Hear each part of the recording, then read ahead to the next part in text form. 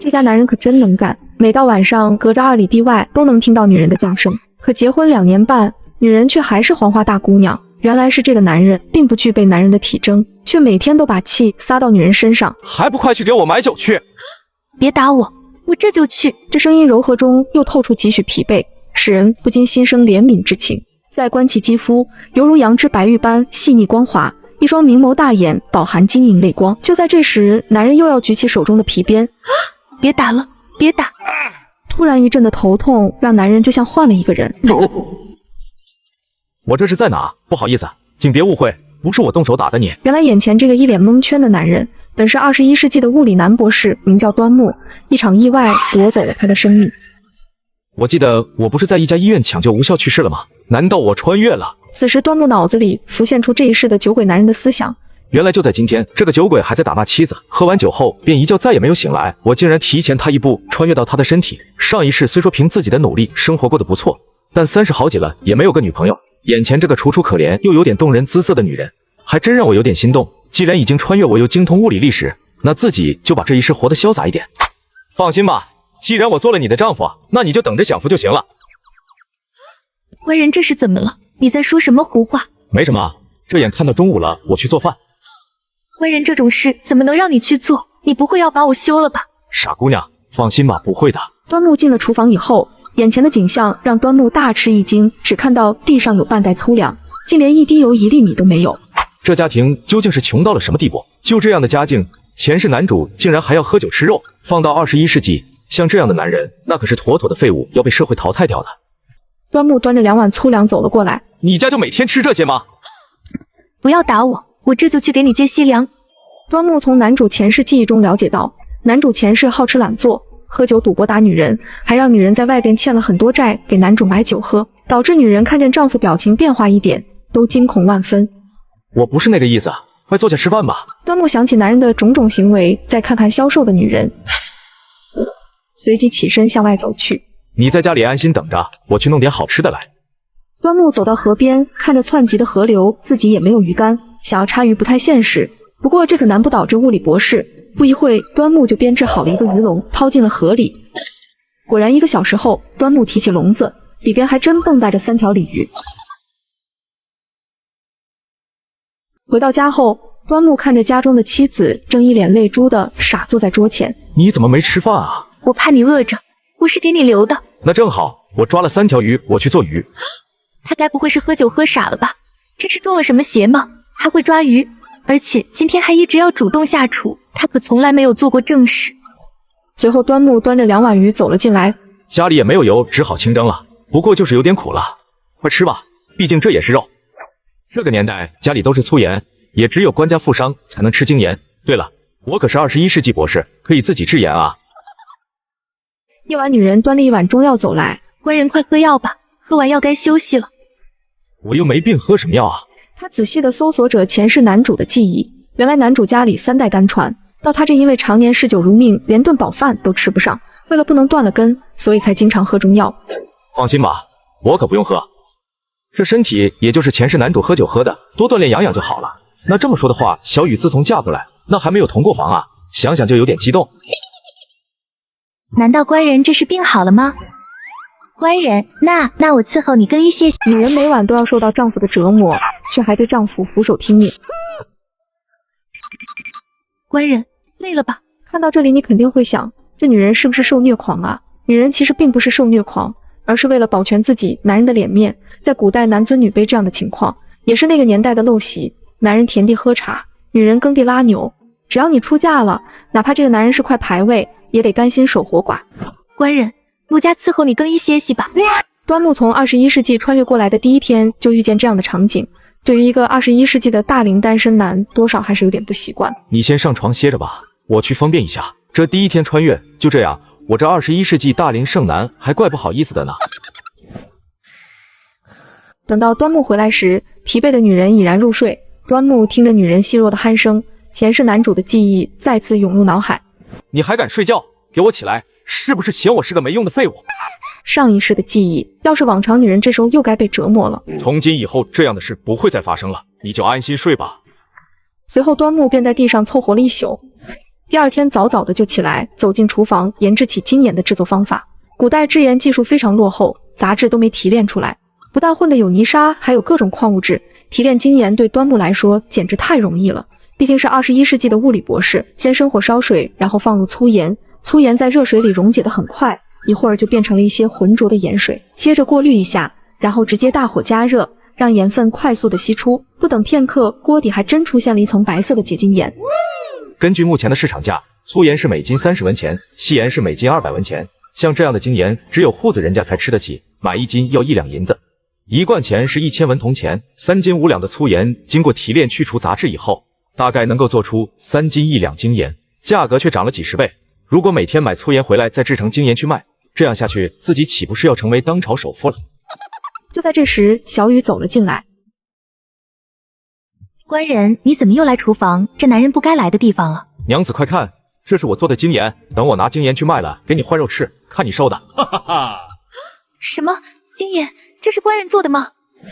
这个酒鬼什么时候会做精盐了？不会是偷来的吧？官人，这可是官家富商才能用的精盐，而且不能私下买卖，这要是被抓住，可是要坐大牢的呀。也对啊，古代好像没有官家开的证明，私贩精盐确实不可以。别害怕，娘子，咱们不卖就是了，自己丢着吃。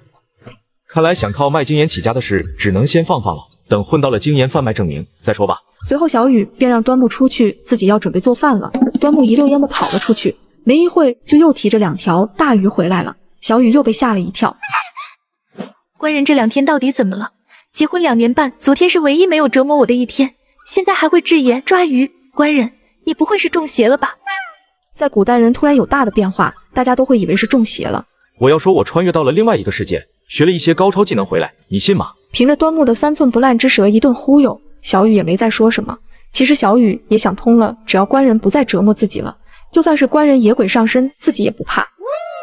这2条鱼这么大，我们吃了是不是有点太浪费了？不如把这2条鱼拿去卖了，换点粗粮，够我们吃半个月了。好，都听娘子的。这不是老端家的小子吗？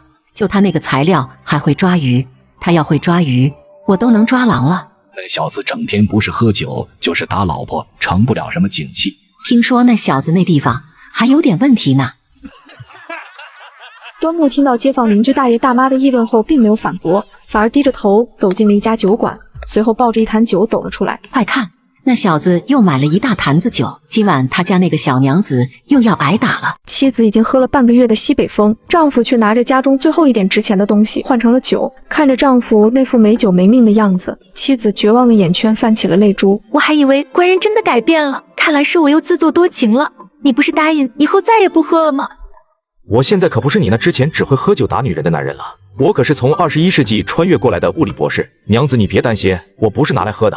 现在混酒10文钱1斤，精酿需要1两银子1斤，如果能酿出高度精酿来，可就能改变咱们家窘迫的现状。端木一边给小雨解释，一边操作起来。原来端木是想拿着换来的混酒，利用21世纪的技术提纯变成精酿，再拿精酿去换成钱。端木利用家里的陶罐将混酒蒸馏，收集冷凝的酒蒸气，果然制作出了浓烈的精酿。官人，你真的会酿酒，这酒味道我闻着都要醉了。哈哈，那是肯定的，我在别人酒馆看到他们的精酿要比我做出来的差远了。等我把这些酒全部做好了，就去换成钱。现在的条件，我虽然会做高度精酿，但想要做出跟21世纪一样还是不太现实。不过肯定比现在这些精酿要好很多了，这样的精酿换成钱肯定没问题。随后端木趁着酿酒时间，对着一根木棍鼓捣了一会，一把弯弓就做成了。官人，你做这个是要做什么呀？你不会要去干什么非法勾当吧？哦，这个啊，我就是想去给你打点野味，给你补补身子。说到这里，其实端木心里还是有点私心的。其实他这是想给自己这个穿越的酒鬼身体补一补那方面的问题。第二天一早，端木就拿着弓向山上走去。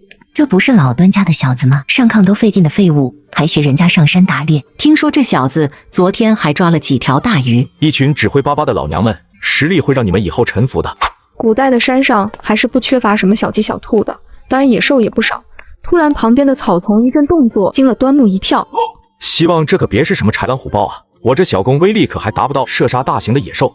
随后一只小兔蹦了出来，端木拉弓放线，一气呵成。第一次做弓箭，这小弓还不错嘛。不过我还是要想想看怎么制作一把弓弩，弓弩的威力可是比这弯弓强多了。一早上的时间，端木收获也还不错，一只小兔一只小鸡，便高兴地往家走去。刚走到家门口，就听到了院子里传来的争吵声。你别碰我！你男人不还钱，那就必须拿你来赔我。端木快步走到院里，看到此人正在对小雨拉拉扯扯的。这人叫王三，是村里有名的无赖。原来之前小雨为了给端木这副皮囊的上士主人买酒喝，便借过王三的钱，一直也没钱还。把他给我放开！这一声怒斥，王三回过头看到了端木。哟，你小子回来了，我还当是谁呢？你个废物玩意，快点给我还钱，不然我今天就把你妻子带走赔我。现在的端木可不是当初那个酒鬼了，端木直接开弓一箭射了出去，箭从男人裤裆底下嗖的一下穿了过去。救命啊！杀人了！端木要杀人了！他这么一闹，院子里围过来很多村民。这小子整天喝酒找事，这不人家债主又找上门了。钱我明天就还给你，马上给我滚！明天你再不还钱，我就找官府，我还不信没有说理的地方了。看着端木一改往常的凶狠，王三硬着头皮放下一句狠话，便迅速开溜。这小子刚才还挺威风的，你看他还真打了野味，这下你信了吧？厉害，还真有2把刷子。这他要是把这些野味卖了，也就能还债了。都散了吧，这点破事有什么好议论的？以后我的奇迹事还多着呢。随后端木便带着小雨回到了屋里。娘子，我去炖鸡去。官人，我们不把他卖了还债吗？放心吧，这算什么？我自有办法。第二天，端木看着蒸馏了一夜的酒，足足有6斤。这些酒够卖个好价钱了。要是以后每天都酿酒，酿了酒卖钱，再买点工具做一把公路。这世道土匪横行，世道太乱，肯定得配点武器防身。这以后还不在这一世起飞啊！路上看见同村的一个老大爷赶着马车往城里去。老大爷，能不能带上我啊？1文钱1位。端木二话没说交了钱，车上坐着的还有昨天要债的王三。你的兔子小鸡呢？不是说去卖了还我钱吗？我说过我要卖那些东西了吗？今天你只要不还钱，我一定报官。闭上你的臭嘴，今天一定还你。到了城里后，端木抱着酒走进了酒馆。老板，我这有点精酿，看你收不收？打开看看吧。瓶盖一开，浓浓的酒味瞬间飘香屋子。老板随即尝了一口，好酒啊，这度数够大的。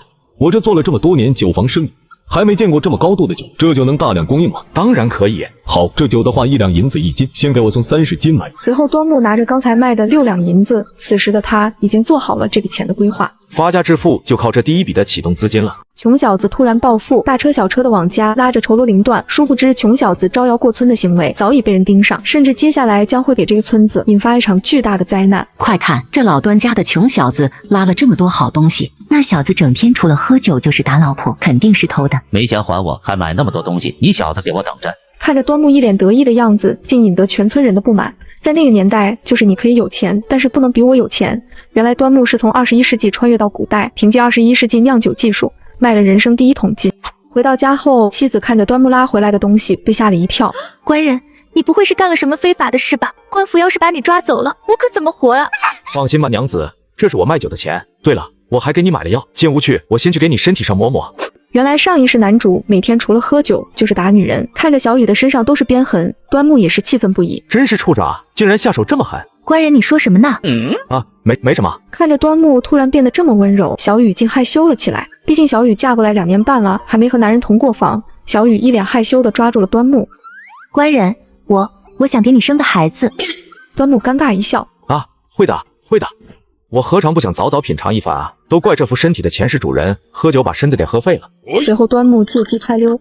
夜晚，端木继续在厨房酿着酒。今天一共买了150斤混酒，酒馆老板催得急，订了一套新的酿酒工具还没做好，那就还用现在这个方法继续酿吧。虽然慢一点，但也能赶上给酒馆交货了。就在端木在厨房酿酒的时候，2个土匪走进了院子。老大，就是这家，这小子今天在城里购买了大量物品，肯定是发财了。而且听说这小子不行，还有个黄花大姑娘的老婆。好啊，先把这小子给嘎了，然后你懂的。端木此时听到了屋外的动静，直接一箭射了一个，另一个看到想要开溜，端木快速跳了出来。剧烈的打斗声引得村民前来围观。这是土匪啊！村民没一个敢帮忙的，都是看热闹的。端木直接又是一箭，土匪应声倒地。村长看了看，一眼就认出这是老虎山的土匪。你杀了土匪，这下子土匪要是知道了，咱们整个村子都要完了。村民为了活命，便要求把端木绑了交给土匪，这样大家也就不用受到牵连了。说着，大家伙就要动手。端木也不是吃素的，随手就举起弯弓。你们谁敢上前一步试试？都给我住手！大家伙想想，我们年年给土匪进贡，可这土匪还是经常对我们村烧杀抢掠。就算我们把他交给土匪，也不一定能逃过土匪的杀戮。村长说的对，他们不但杀人，还抢走你的妻子。村民听着大家的话，也暂时停了下来。端木随后说道：“老虎山也不过几十个土匪，我们村500号男女老少，只要我们大家齐心协力，肯定能打败他们的。以前大家害怕，也不过是手中没有武器，现在不一样了。你们放心，我给大家提供武器，而且是提供比我现在这把弯弓更好的。到时候大家一人一把。要是真把这伙土匪给嘎了，咱们村子可就要太平了。”听完端木的话，大家异常兴奋，全部同意跟土匪开战。此时有一个人悄悄地溜走了，那就是端木欠债的王三。深夜，端木不敢停歇，一边酿酒，一边把今天在城里买的一些材料制作成了一把把的弓弩。弓弩的威力远比弯弓强多了，他还给自己制作了一把20连发的弓弩。这把弓弩可算上是跨时代产物了，朝廷军队都不一定有我的武器强，不到万不得已，我还是不能轻易拿出来的。第二天一早，端木把这些弓弩交给了村长，交代村长发给大家。昨晚一夜没睡制作弓弩，你找人帮我把酒送到城里酒馆，另外找3个比较健壮的男人负责这3把弓弩。村长找来一个是村长的儿子，一个是他的小徒弟，另一个是村里的铁匠。铁匠跟土匪也是有血海深仇，当初铁匠的老婆就是被土匪抢走的。现在材料紧张，弓弩现在一共3把，老虎山的土匪随时会来，我们大家还是要谨慎一些。这下有了你的武器，土匪如果真敢来，拼了我的命也要给我娘子报仇。正当大家说着这些的时候，村妇大喊着跑来：“不好了，村长，土匪来了！”土匪怎么会这么快就来了？老虎山离我们这距离也不算近，难道昨晚他们就得到消息已经出发了？还真是一大批土匪浩浩荡荡的朝村里走来。兄弟们冲啊！今日血洗王家庄，新媳妇过门必须先去陪土匪3天3夜，3天以后，土匪便会把女人扔到男人的家门口。快看呐，土匪把老五家的小娘子送回来了。这个不成文的规定，仿佛在这个村子人的眼里成为了习惯。村民也是只能敢怒不敢言。没想到小伙穿越到古代的第一天晚上，就杀了2名土匪。村里有个村民竟偷偷去给土匪告了密。第二天，土匪倾巢而动。看着这么多凶神恶煞的土匪，村民这次竟然一个都没跑。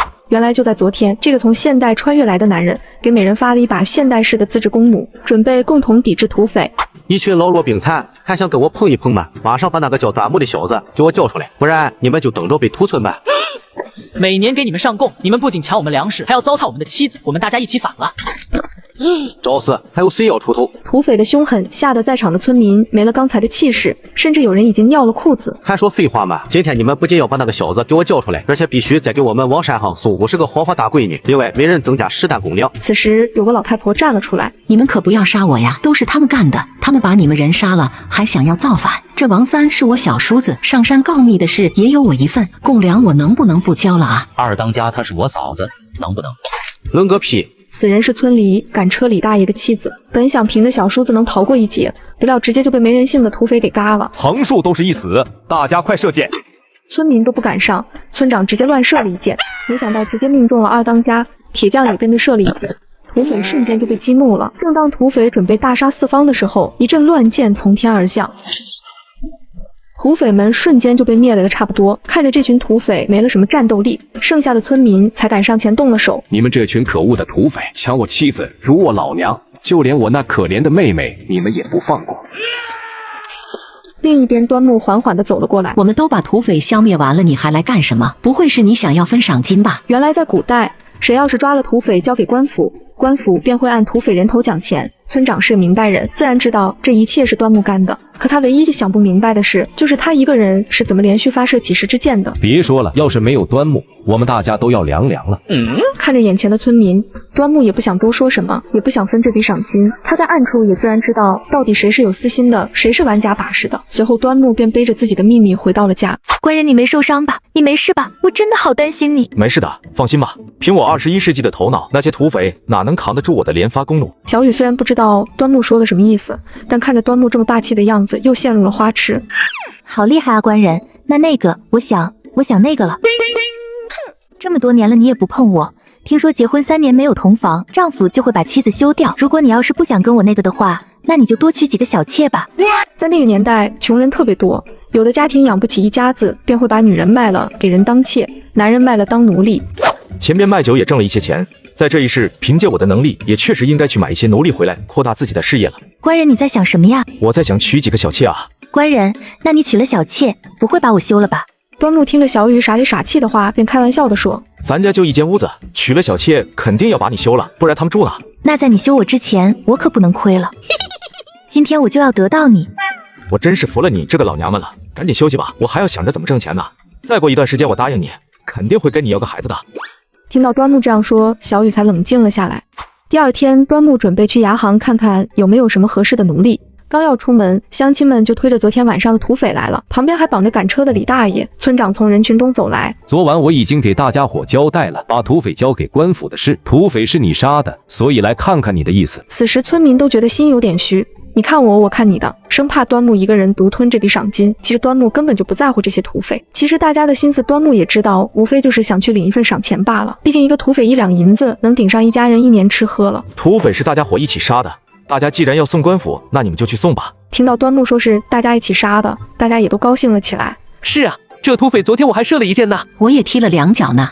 现在倒一个个说的这么勇猛了，不是你们昨天被吓得尿裤子的时候了。这李大爷这是怎么了啊？怎么绑着他？昨天他妻子不是跟土匪串通一气吗？这不大家就说他妻子通匪，便把老李也给绑了起来，准备一并交给官府领赏。能不能把李大爷放了啊？毕竟昨天他妻子不是也被土匪嘎了吗？也得到了惩罚了，这事与他也没什么关系。你们领了赏金就直接分了吧，我的那份我也不要了，你们也分了吧。因为李大爷毕竟是自己的一个同村大爷，而且上次还拉着端木一起送过酒，自己怎么着也得帮帮李大爷的。不知道是不是最后端木的最后一句话起了作用，大家不约而同的迅速同意，赶紧推着土匪就走了。随后端木扶着李大爷进了屋，随后用盐水给李大爷清洗伤口。没想到就是这个行为引起了李大爷的注意，而且给端木提供了一个重要线索。你这精盐哪里来的？不瞒你说，这是我自己做的。你竟然会制盐？那你可以去官府申请个贩卖证明，现在精盐可是销路很好的。目前也没有认识官府的人，所以不太好办。李大爷，难道你有认识的人吗？我虽然没有，但你有啊。在古代，只要你有钱，你就可以买很多奴隶伺候你。女人白天做婢女，晚上还能陪你玩捉迷藏，而这些也都是达官富人才可以买得到。没想到这个穿越的穷小伙一下子买了5个美女和5个死士，竟一分没花。接上集慢慢讲。你既然会制精盐，你可以去官府办个贩盐证明，就可以卖了。这个我倒是想过，可就是没有认识官府的人啊。你不是经常给酒楼老板送你酿造的精酿吗？他小舅子可是官府的押司，或许他能帮你。怪不得人家能在城里开那么大的酒楼，原来人家小舅子是县太爷身边的红人啊。随后端木便快速来到酒楼。端木怎么今天亲自来了？是研究出新酒了吗？我这大酒楼光你这一款精酿可撑不住牌面了。这个好说，其实我今天来是有事相求的。你还有事求我？我可听说你都把老虎山的土匪都给灭了，你现在可是10里8乡的大红人了，你尽管说就是了。这消息传得够快的啊，也不知是福是祸。这个年代杀了土匪事小，要是大家知道我私藏重型武器，那可是要坐大牢的。现在就是酿酒需要一些人手，凭我一个人可能怕供应不上你这大酒楼的使用，想着去牙行买点奴隶来家帮忙制作。还有一个就是听说卖精盐需要办个证明，你看你能不能给帮忙？听完端木的话，老板皱起了眉头。牙行的事我可以帮忙，不过这精盐可有点难了。我小舅子倒是县衙里的押司，虽然这事具体是押司负责，但是这些年咱们县里也就县衙丞相的亲戚在卖精盐，如果再开一家店，恐怕会得罪丞相啊。不好意思，怪我考虑不周，那我先去买点奴隶回来，盐店事以后再说吧。你先别慌，这事或许还有余地，你跟我来。没想到老板竟然带着端木来到县衙，随后老板和押司不知道嘀咕了些什么，押司竟对端木格外敬佩起来。这是英雄来了呀！你既然把官府这么多年都啃不下的一块硬骨头给拿下了，我得赶紧去报告给县尉。原来张县尉是押司的至交好友，两人不仅在县衙担任重职，管理兵部也是两人职责。老虎山的土匪县尉攻打了几次也没能拿下，万万没想到端木竟把他们给灭了。不一会县尉就走了过来。年少有为小伙子，官府都办不到的事，你竟给摆平了。这小子听说是用弓弩那样的重型武器灭了土匪王家庄的老百姓，可不会制造那样的武器。看来这小子不简单，上边也不给我们这小县衙派发重型武器，也导致自己多年也没有什么像样的政绩。如果能让他给县衙制造一些这样的武器，县衙的武装力量可能提升不小，以后灭其他山上的土匪也利于自己升官发财。端木兄弟能不能给县衙提供一些弓弩？如果可以的话，盐店的事包在我身上了。百姓私造武器那可是死罪，县尉竟然没有追究我的责任，看来也是有一些想法的。可以是可以，就是弓弩的制造成本可是不低的啊，而且我自己做了1年才做了10把弓弩，物以稀为贵，我可不能让县尉觉得太简单，以后用他的地方还多呢。端木呢也是撒谎不眨眼，其实他一天就能做10把。理解理解，只要这东西好，你放心，价格什么的都不会亏了你。那张县尉，你看得多少钱制造一把？10两银子行不行？端木并不了解当今的物价，听完县尉的话，其实10两银子做公母那简直太够用了。不过端木想着能多一点岂不是更好？现在发展正是需要银子的时候，端木也没有同意，只是笑呵呵的看了看张县尉。那就15两一把行不行？县衙的银两最近也有些紧张。看着县尉一脸愁容的样子，端木也没说同意，也没说不同意，便说道：制作公弩工艺复杂，我还要忙着酿酒，目前比较缺人手啊。好说好说，我带你去牙行买几个会手艺的工匠。本来就想着去牙行买点奴隶，这下又省钱了。牙行这地方就是奴隶的买卖市场，这里上到80下到10级，应有尽有，每个人都有每人的价值。端木溜达了一圈，看着眼前的人，要不就是老的不行，要不就是瘸子，反正就是不入端木的眼。正在端木为难的时候，牙行老板走了过来。县尉大人来了啊，您这是又给家里买些奴隶吗？您到里边看看，最近上了一批好货。这里边的果然跟外边那些老弱病残不一样。大人您看，这新到了几个死士，这边还有一些女兵。死士就是相当于上了战场，他能给你挡子弹，忠诚度特别高。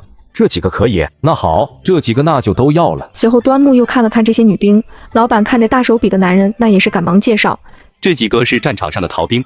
我们不是逃兵。这几个女兵是在执行任务时失败了，所以军队按照逃兵给送到这里了。这几个女兵看着也不错，有些事还得需要女人来做，加以培养肯定不错。这几个我也要了。可以可以，老板这些也全都要了，都记我账上就行了。端木兄弟看着身子骨不壮，没想到劲头还不小。男人精力太旺盛，一口气往家买了5个黄花大姑娘。妻子看到后竟然没有生气，原来是外边还有5个壮汉。官人，你怎么还……我就不要了吧，我有你就够了。我真的是服了，这老娘们天天脑子里在想什么？你不是让我买点奴隶吗？我是给咱家买的奴隶啊。原来眼前这些人都是这个从现代穿越过来的男人，凭借21世纪技术挣到的钱买来准备扩大自己的事业。端木对女人尤其欣喜，这时他注意到其中一个女人。公子，这不会是现在就想要了我吧？都已经被公子买了，那也没办法了。公子，那你想怎么样就怎么样吧。什么鬼啊？怎么现在这女人怎么都这样？你是不是会射箭？哈哈，原来公子想说的是这个啊。是的，我以前在军中是弓箭手。那你叫什么名字啊？我叫李雪。好，那你以后担任弓弩队队长吧。随后端木把目光转移到另一位女兵身上。主公，我叫林飞。这个女兵看着身体壮硕，那就安排她保护娘子吧。你就负责夫人的禁卫吧。是的，主人。那今天先这样安排，大家各自找地方休息吧。明天开始，我们开始建房子。随后端木一把就搂住了小雨的腰。娘子，我们进屋。小雨被端木突如其来的一股雄味给惊到了，害羞的低下了头，便跟着端木进了屋。进屋以后，两人一直干到了半夜，做了整整20斤的精酿酒才停下。好了，娘子，今天真是辛苦你了，我们去休息吧。我还以为官人要跟我那个，看来官人的身体还是不行，明天再去给官人买个老母鸡补补吧。第二天，大家早早的就忙碌着建造房子。随后，端木叫上胡彪一起去了铁匠铺。铁哥，能不能给打几把大刀啊？端木，你现在可真是混得风生水起啊！这是准备开镖局吗？其实端木的心思并不是这样，他之所以来铁匠铺，是因为只有铁匠铺有熔炉。以他现在的头脑，以后人肯定会越来越多。在那个年代，拥兵叛乱的是多了，所以现在要考虑的第一，就是让自己拥有一支强大的团队；第二，还不能被人识破，以免被官府安一个想造反的名头。还有一个问题，就是他看到铁匠铺是用木炭烧的，熔炉温度或许达不到他想要的材质，打出来的兵器或许比较脆。现在土匪横行，为了安全考虑，也就是随便打几把大刀。对了，你这熔炉的温度还能不能提升了？要是换成煤炭，是不是温度更高一些？锻造出来的大刀岂不是硬度更好？你说石炭啊？那东西我在山上看到有，不过山上经常有老虎出没，城里也有卖的。你要用的话，也可以去城里买一点。在古代，煤炭都被叫做石炭，不过石炭那时候大家都不怎么用，那东西太硬，烧起来有一股硫磺味。不过对端木来说，却是再好不过的东西了。后山居然有石炭，既然能被铁匠看到，估计是露天煤炭。至于老虎嘛，我可不怕。胡彪那可是曾经的镖师，也是武功高手了。如果真是煤炭的话，那可发财了。那好，铁哥，我去搞点回来。随后两人来到了山上，果然是典型的露天煤矿。这么大的煤矿，要是拿来贩卖，自己肯定是要发财的。可是古代也有明文规定，平头老百姓不能私自贩卖，而且需要关税、桥税各种税要交。眼下先采一些自己用，等以后拿下贩卖权再说吧。随后两人倒腾了一上午，装了满满一马车，才舍得离开。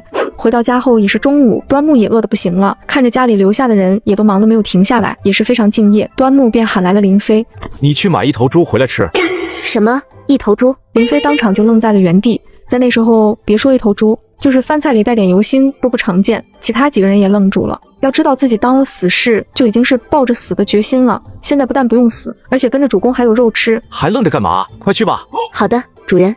官人，大家也都累了，我去厨房帮忙。娘子，你进屋歇着吧，这些事就让下人们来做就行。以后你就是富太太了，只需要把我伺候好。官人你坏。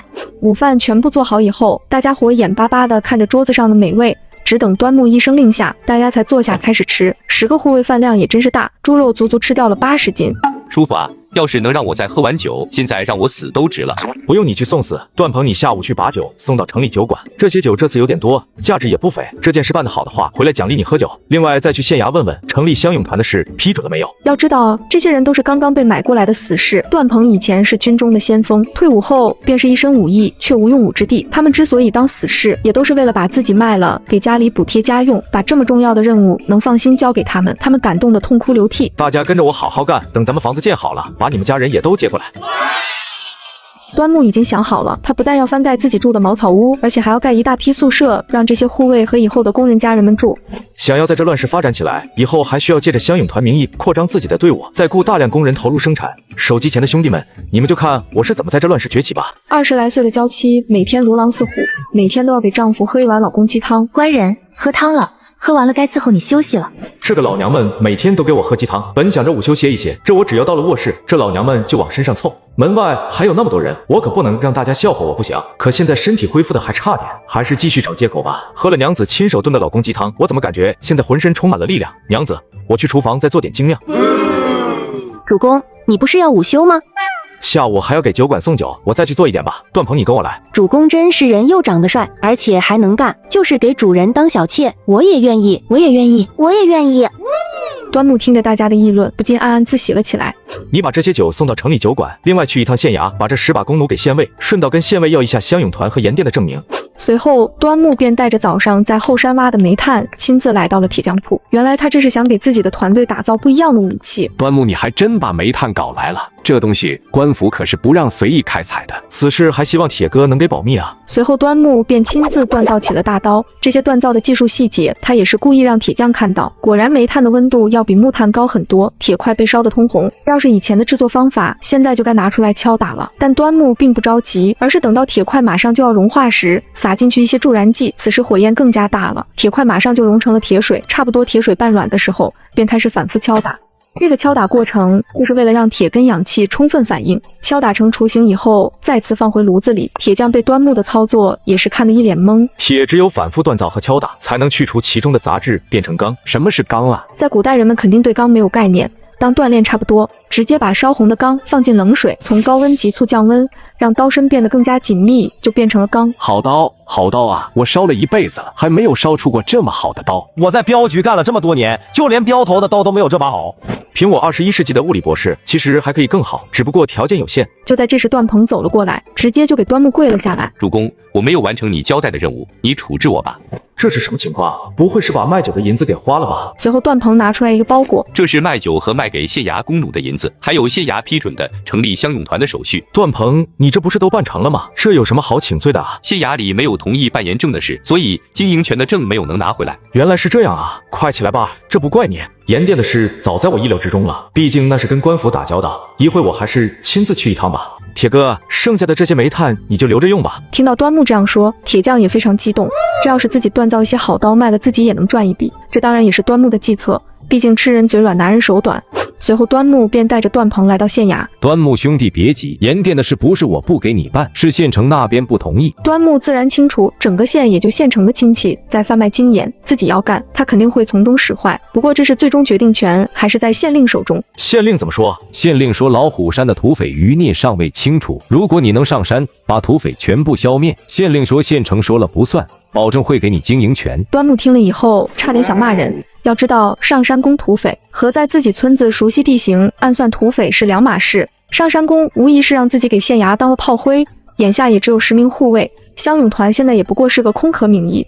既然让我攻打老虎山，那有没有什么补贴？有，这个当然有。关于灭匪这件事，官府也是很大方，直接拿出来300两的银票， 300两也是不少了。那时候谁能灭一个土匪交给官府，官府就奖励10两银子。老虎山土匪经过上次被消耗了一次，现在也最多20几个残留了。不行，我要500两。如果同意的话，我就带人攻上老虎山。随后县尉便去找县令商量了，端木一脸自信地认为他们肯定会同意，毕竟县衙的武装力量和端木的弓弩来说要差远了，多年攻匪失败的经历，他们自然不会亲自去灭匪。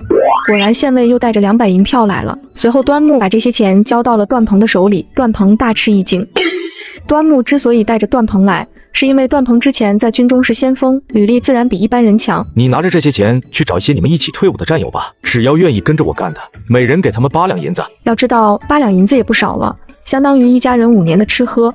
段鹏看着那张500两的银票，迟迟没敢接手。我之前还怀疑主公，认为主公建房子接我们亲人来住，是要把他们当人质，买我们就是让我们送死。没想到主公竟然把这500两银子直接就交到我手里，给我这么重要的任务，也不怕我拿钱跑路。主公这么信任我，我却怀疑主公。从今以后，我一定誓死效忠主公。随后，段鹏往地上给端木磕了好几个。男人往家买了5个含苞待放的姑娘，经过几天的观察，今晚终于要上岗了。就是你的小玲，你跟我来。不会吧，这也太快了吧，好紧张啊！这几个女人中，小玲的颜值虽不能说称得上沉鱼落雁、闭月羞花，但其肌如凝脂，身材纤细，溜光水滑。最重要的是，这个女人眼光凌厉，聪明可学。果然，男人都喜欢肤白貌美的小瘦子，看也轮不着你。哼，我也不差啊。小玲跟随端木来到厨房以后，低下了头，红着娇滴滴的脸上，声音还有些颤抖。小玲，快坐下，不要紧张哦。这能不紧张吗？毕竟是大姑娘上轿头一次，而且主公怎么还有这个癖好，喜欢在厨房里？其实小玲在这段时间跟端木的相处，也明白了端木并不像那些坏人，她也对端木早有好感了。主公，我已经准备好了。你真准备好了吗？是的。那好，我们开始酿酒吧。今天就交给你酿酒技术，我也能轻松一点，然后忙别的事情了。经过悉心的指导后，小玲学的还真挺快，马上就进入状态。主公，这酒好香啊！哈哈，那是当然。等我们搬到新房子，我教你做5粮精酿。5粮精酿其实就是后世的5粮液，虽然端木不知道具体制造方法，但肯定比眼下这些酒好多了。好了，你先酿着吧，我还有别的事做。由于马上就要去攻土匪山了，眼下他必须尽快做一款威力更大的强弩。随后已经到3更天了，小玲也已经酿完了酒。主公，你还不去休息吗？需要我帮忙吗？不用了，你先去休息吧。打发走小玲以后，端木继续组装着强弩的最后一步。以后这些工作还是都要交给这些手下们去做的，说不定以后我还是当什么王爷皇帝的命，我只需要掌握核心技术就行了。第二天一早，段鹏就带着招来的兵赶来报道了。段鹏回来了啊，招了多少兵？不算家属，20-30人。为什么会说不算家属呢？原来是这些人都是段鹏以前隶属于岳家军的战友，一块退伍的兄弟。退伍后大家都过得不太如意，为什么他们会过得这么惨？其实这也很好理解，岳中老将军的岳家军屡立战功，在朝廷中威望1时5两，却同时也引来很多小人，导致有些退伍后的待遇便不是很好。这些人以前隶属岳家军，所以他们纪律性特别强，退伍后哪怕饿死也从不去偷鸡摸狗。听说他们是岳家军，端木更加敬佩了。他们都听段鹏说，现在这个主公特别仗义，对待下属也很好，不仅自己可以加入到端木的乡勇团，而且家属也都可以过来，大家也都特别感恩遇见一个明主，誓死效忠主公。此时的端木突然感觉到一股莫名的兴奋。此时小雨从门外走了进来，还以为这都是来给端木要账的。官人这是怎么了？不会是欠别人钱了吧？我还有些首饰，我去拿给你。哎呀，娘子，你别担心，这都是段鹏找来加入我们乡勇团的。吓死我了，官人。对了，我给你买了一身新衣服，你身上穿的这身衣服也好多年了，你看看合不合身？娘子，你真体贴。现在也真是该换换身上这身破衣服了，怎么着也是管着几十号人，放到现代那可是总裁啊。随后端木快速回屋换了衣服。娘子，这还挺合适的，你没给自己买一身吗？我也有的，等忙过这2天我再穿。现代人也有了，武器也有了，该考虑上山攻匪的事了。随后端木拿出了昨晚做的强弩，大家伙也都是走南闯北的人了，看着这么强悍的武器，大家格外惊喜哦！让你们见识一下这强弩的射程。端木直接用绞盘上弦，扛起了强弩，对准山上的方向射了出去。过了好一阵子，只看到远处的大树抖动了一下。这不可能吧？李雪作为以前军中的弓箭手，估摸着那棵树最少离这里1000多米，就算军中那种4个人才能拉动的床弩，也达不到这样的射程。一般长弓射箭时喜欢用抛射法，让羽箭斜上飞出，再利用重力下成抛物线，提高射程和威力。李雪推理着这把强弩，想不到你还懂抛射法，看来我没看错人。这把弓虽然沉一点，但是靠绞盘上劲，这样大家都可以拉得动。主公，这样的弩有多少啊？我们当然是要多少有多少了。有了你这武器，那老虎山岂不是唾手可得了？好了，今天是兄弟们的第一天加入，李飞你去搞2头猪来吃，大家吃完喝完，抓紧建造房子吧。16岁的姑娘扛着1000斤的老母猪走了进来，而且不费吹灰之力就将猪的各个部位分割好。就连旁边的3、5个壮汉也只能自愧不如。这个女人可不好惹啊！1000斤的猪都被她一刀解决了，我们要是得罪了她，那岂不是要跟这猪一样的下场了？别看了，兄弟们，你们5个也不一定是他的对手，人家以前可是军中大将的护卫。大家快去把猪拿进去，以后兄弟们跟着我，再也不用挨饿了，吃饱喝足，大家也有力气建房子了。建好房子，大家早点把家人接过来。端木刚说完，这些新来的手下就跪了下来。这是干什么？这也不过节不过年的。说到过节，这也马上中秋节了。我记得在古代中秋节，好像那些达官富人都喜欢喝葡萄酒，而且葡萄酒的价格整整是精酿的5倍。我可以酿葡萄酒卖啊！我也太聪明了。大家快起来吧！从今以后，大家都是自家兄弟了，别愣着了，兄弟们，大家帮忙一起做饭。没过几天，新房子就建好了，整整10间房子，还特意加了2座厢房，1座酿造间，还有1座锻造间。这也太快了吧！古代工作的效率不得不说是真的高，对比后世的建筑速度，用了那么多机械，还盖得磨磨蹭蹭。就在此时，一名2米身高的黑汉子走了进来，一手托着一个设备，就给送进了锻造间。要知道那2个设备个个都是500斤以上，端木都被震惊了。主公，此人名叫大壮，也是我一起在军中的兄弟。经过段鹏的介绍，这个大壮天生神力，小时候就能徒手放倒1头驴。但是在军中，由于大壮只是一身蛮力太实在了，便也不懂人情世故，也就荒废了这一身才艺。此人倒是可以加以培养，这种人正好和别人相反，别人遇到事或许会考虑。这种人若是培养好了以后，就是让他给你跳火坑，他也能不假思索的去跳。这样的体格，要是给他再配个重型武器，那杀伤力简直无敌了。胡彪，从今天起你便负责教大壮功夫，没毛病。段鹏，你下午去采购一些葡萄来。眼下端木的想法就是开销毕竟这么大，先酿一批葡萄酒稳住目前的消耗。段鹏得令后，这次竟没有直接出发去采购，反而提供了一个重要线索。主公，后山就有一片葡萄树，山上竟然有葡萄。野葡萄虽然吃着不好吃，不过酿酒那可是极品，最重要的是不花钱啊。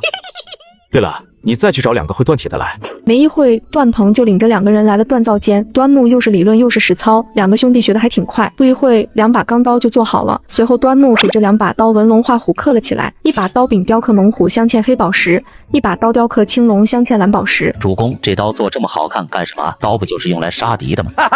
你们要是能明白这刀是做什么，你们就不会是大头兵了。这么好的刀，我得赶紧去换点银子去。随后，端木直奔县衙。端木兄弟，这是怎么了？慌里慌张的出什么事了？端木直接一刀挥了过去，旁边的木桩瞬间分成了2半。要不是因为这刀挥的是木桩，县尉下的都得差点以为端木这是要起兵造反了。真是一把好刀！他激动的赶紧接过刀，仔细抚摸着。端木兄弟，这刀你准备要多少钱？我买了。宝刀配英雄，送给你了。太好了，端木兄弟，这刀可有名讳？这把刀叫做青龙偃月刀。那一把也是这样的刀吗？这把是白虎月剑，是送给押司的。青龙偃月寓意着县尉会成为青天大老爷，这把白虎则寓意这黑白通吃，猛虎下山。这太珍贵了。就在这时，押司走了进来，一眼就注意上了端木手上的宝刀。这样的宝刀肯定是哪个大将军用的吧？送你了。什么？真的送给我吗？端木兄弟这情谊太重了吧！在那个时候，大官都会在家里珍藏一把宝刀，寓意着自己的富贵。没想到押司直接掏出来1000两的银票，也没什么给你回礼的，这1000两的银票你拿着。端木看着这1000两的银票，嘴里说着使不得，可手却很实诚，一把就接了过来。帮县衙攻打老虎山，县令才给了500两，没想到2把刀就得到了1000两，这下也能解眼下燃眉之急了。毕竟现在养着一大帮人。端木兄弟，我也没什么好说的了，今天我安排我们到花楼开心开心。不了，我就不去了，娘子还在家等着我呢。咦，县尉和押司也不听端木说什么，直接拉着端木就去了花楼。男人第一次来古代花楼，本以为男人是害羞，不料接下来端木竟把男人的本性发挥得淋漓尽致。老鸨子怎么一点眼力见没有？官爷来了啊！来，姑娘们，快点！老板好。这场面好熟悉，就像回到了21世纪。还记得那时候我一夜就消费了1个月的工资，临走时他还亲自送我到电梯口。来都来了，反正不用自己花钱。端木兄弟，看看这些入不入你眼？端木摇了摇头。您等着，官爷，快去把笑笑姑娘叫来。不一会，从屋子里缓缓走出来一个姑娘，那娇羞的脸庞让人看着就怜惜。官爷，这姑娘是今天刚到的，还没来得及调教。这姑娘可是绝对的单纯小姑娘一枚，快给官爷打招呼。官爷万福，我来自京西，今年。这个小姑娘一看就和别的女人不一样，谈吐优雅，一脸清纯。清纯不是那些女人能装出来的，而且才这么小，怎么会来到这里？正如端木所想，原来这个笑笑姑娘是当地富商的姑娘，因为家里出了一些事，便只能拿笑笑抵债了。就这个吧？什么？这么快，我该怎么办？当笑笑听到就是自己的时候，心里一阵的紧张，因为这意味着自己即将就要和花楼里的女人一样了。跟我走吧，这个姑娘我要带回家，可以吗？哈哈哈，当然可以了，端木兄弟带走就是。在这个年代，你想从花楼带走女人，没有个几千几万两，那肯定别想。但眼下不一样，老鸨子看着眼前的2个官爷，也不敢说个不字，毕竟想安稳的经营这样的店，没有官爷照应肯定不行。是啊，这还不是您一句话的事吗？随后，端木便带着笑笑姑娘回到了家。现在可不是茅草屋了，偌大的院子里站着几名护卫，整整齐齐的。主公回来了。我还以为这个男人只是个有点钱的公子哥，没想到他竟然会这么有实力。既然都已经被买来了，哪怕是当小妾我也认了，总比在花楼跟无数个男人好。就在这时，小雨从屋子里走了出来。看这个女人的打扮，应该是个婢女吧？官人，你回来了。什么？她竟然是……笑笑差点就咬到了舌头。刚才的判断，他已经把自己认定为小妾了，把眼前这个女人给定义成了婢女。没想到对方竟是端公子的正室。随后，端木把小雨拉到了一边。这个姑娘是刚赎回来的，给你做婢女用吧，你看着给她安排一下吧。原来端木并没有想纳妾的想法，只是看着笑笑比较聪明，而且年龄比较小，在花楼工作那可就是真的毁掉了他的人生。随后，笑笑连忙上去给小雨打招呼：“笑笑见过姐姐，你跟我来吧。”主公这带回来一个毛丫头是干什么？不会是主公父爱泛滥了吧？嘿嘿，快别瞎说了，主公这是行侠仗义。小雨带着笑笑来了酿酒间，小雨打算让笑笑帮着打下手，没想到还没一会，端木就快速走了进来，拉着小雨就往外走。以后没有我的同意，不允许带其他人进酿酒间。小雨一脸的疑惑，酿酒技术一旦被人偷学，那损失的不是一点半点，更何况像笑笑这样聪明的人。那为什么小林可以跟你学酿酒？笑笑自然不能跟小林比，小林这批人属于死士，而且端木待他们不薄，他们肯定会效忠端木一个人。小雨其实根本就不明白这事情的严重性。此后，端木在古代的事业正在一步步的崛起，锻造间每天都在生产着大量武器，酿造间的酒也在批量生产着。而一连在家待了几天的笑笑却坐不住了，端木并没有让他接触工作，便主动去找到端木。你看我可以为你做点什么？你把我从花楼赎出来，也不让我干什么，每天闲着，我自己都不好意思了。我会织布染布做衣服，哪怕你让我给你做点什么也行啊。你会织布吗？是的。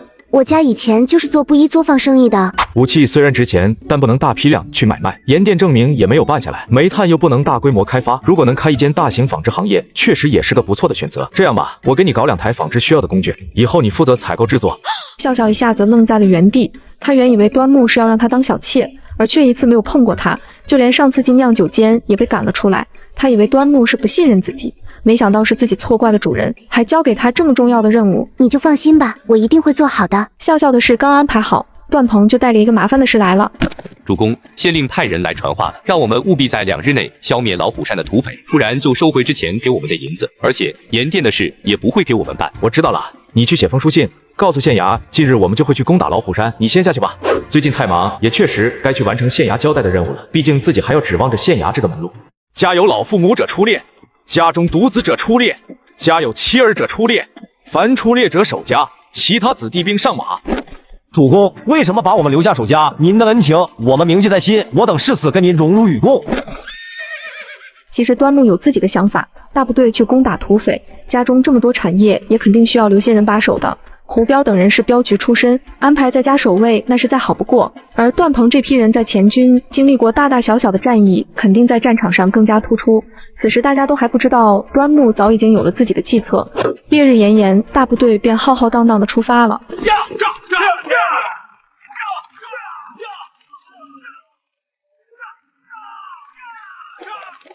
说是大部队，其实也就几十个人。没过多久，就快到了山脚下。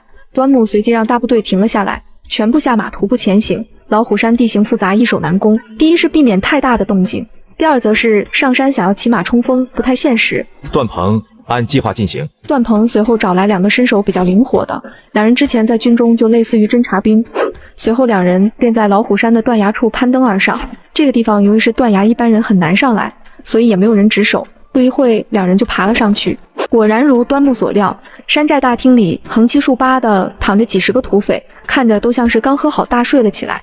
原来土匪和常人不一样，他们都是晚上活动，白天则是呼呼大睡。要不要直接进去把他们给赶了？先不要打草惊蛇，万一别的地方还有土匪怎么办？随后两人按照计划在山上探查地形。山寨不远处是一座关押从山下抢来妇女的牢房，守卫的有2个人。大哥，这都1点了，怎么还没有人来换岗？说不定他们睡过了。昨天我们不是也睡过了吗？再等等吧。随后两人沿着山上唯一的下山道路一路探索。不远处站着2名土匪，守着出入口。两人迅速出击，一人放倒了一个，身手果然干净利落。随后两人一路疾驰，快速下山报了信。大部队悄无声息的就上了山。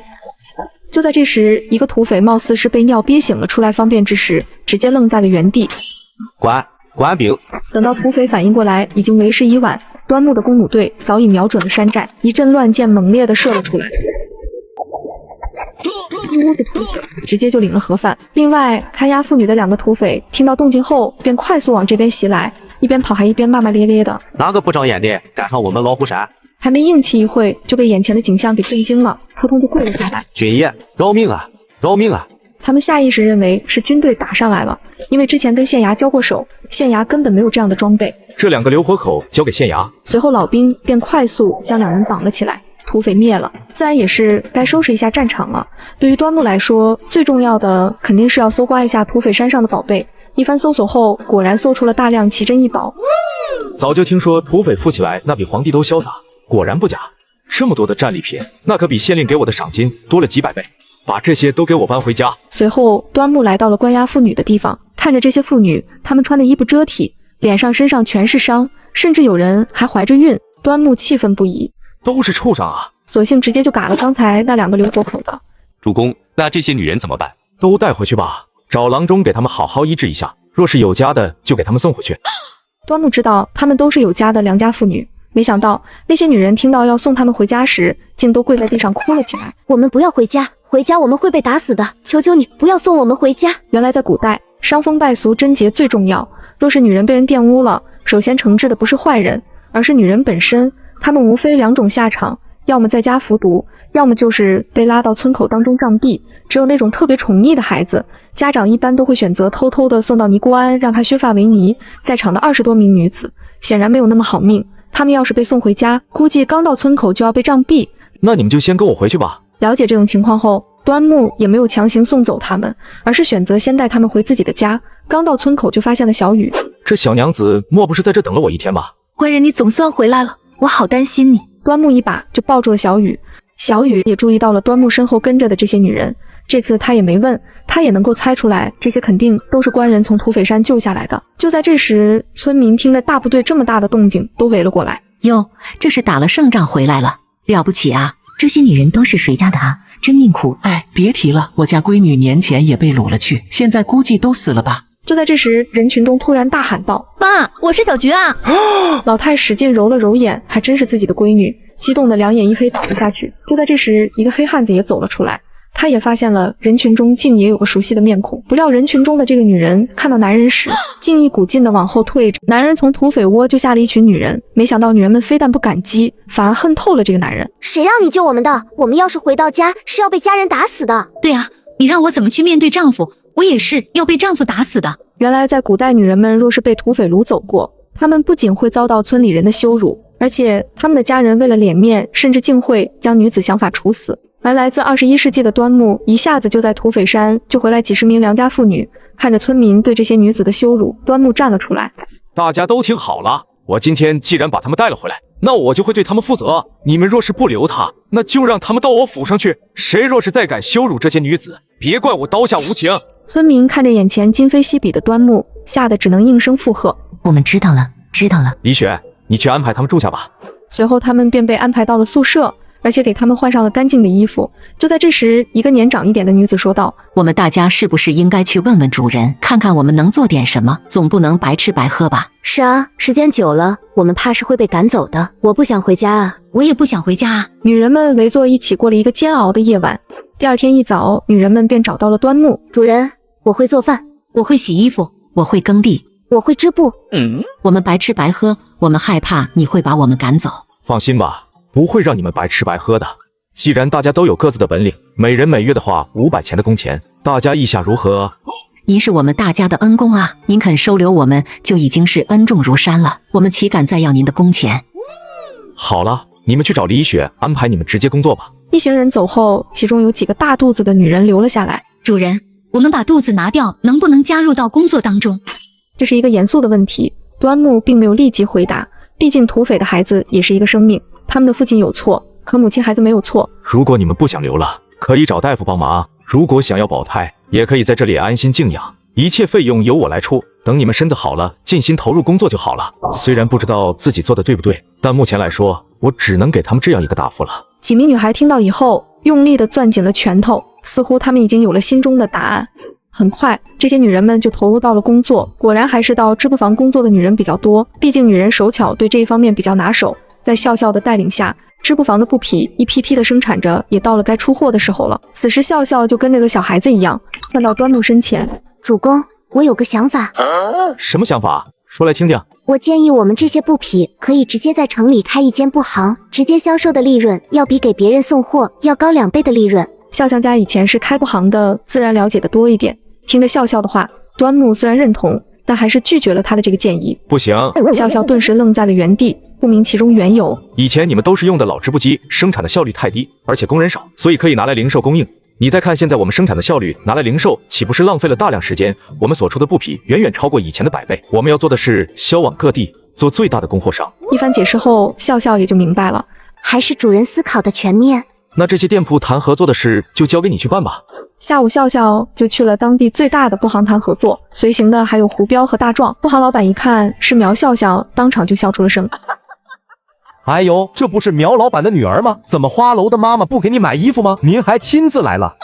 原来在整个布行，大家都知道，当初除了现在这个布行，那就当属以前笑笑家的布行最大。由于苗老板生意破产，笑笑那时也被卖到了花楼。谁敢羞辱我家小姐？胡彪直接上去一个大逼兜，给老板干蒙圈了。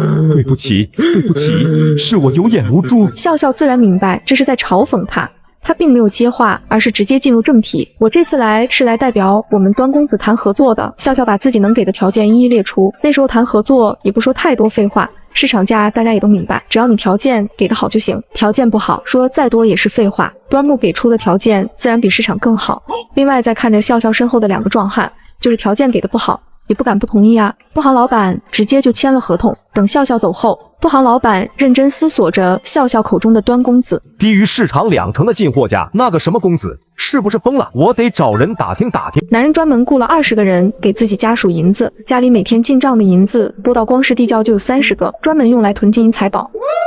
原来就在之前，这个穿越来的男人利用现代知识，在古代垄断了整个县的布行生意。现代织布机产量不仅是古代的10倍，而他用到最牛的方法，竟是先用后付，只需要付1/3的押金，就可以先拿一批货，等拿第2批货，再补上第1批货的尾款。而且价格方面也比市场低很多。在端木的安排下，笑笑竟很顺利的一连在多家店铺都谈成了合作，也彻底打响了名头。随之而来的就是串货的2手贩子也多了起来。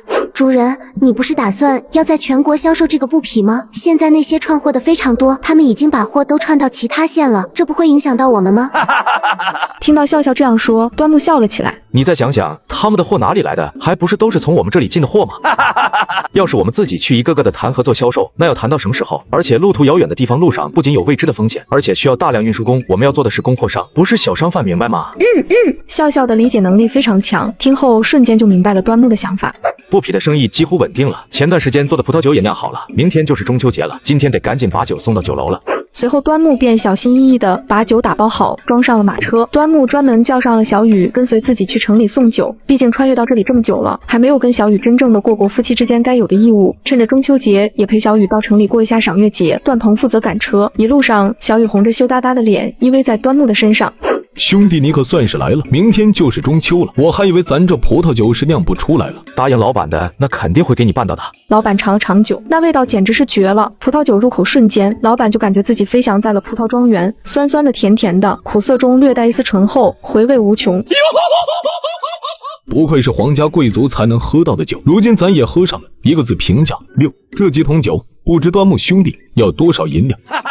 咱们这关系你就随意就行了，这也是刚酿的第一批，就直接送到这里了。要有不好的地方，还需要兄长多多提议。兄弟这么说的话，那我更要多给一点了，3000两银子怎么样？这也正在端木的预料。那时候葡萄酒的价格非常高，当地富商有钱都买不到。那时的葡萄酒都是专人运往京城供皇家使用，平民百姓更是不可能喝得到，能喝到5两银子一杯。今天晚上咱们这里共庆中秋，饮酒作诗，县令大人也会来捧场。今晚就别走了，兄弟，你我小酌2杯。听到老板这样说，正合端木的心思。早就想去找县令谈一谈之前答应我盐店的事了，今天正好借这个机会问一问。正当端木思考的时候，县令就来了，随行的还有熟悉的县尉和押司。县令看到端木以后，一脸殷勤地拉着端木进去入座，另外还有一个穿着一身的军装，看着就不像是一般人物。果然在大家落座以后，那个穿着军装的男人站了起来。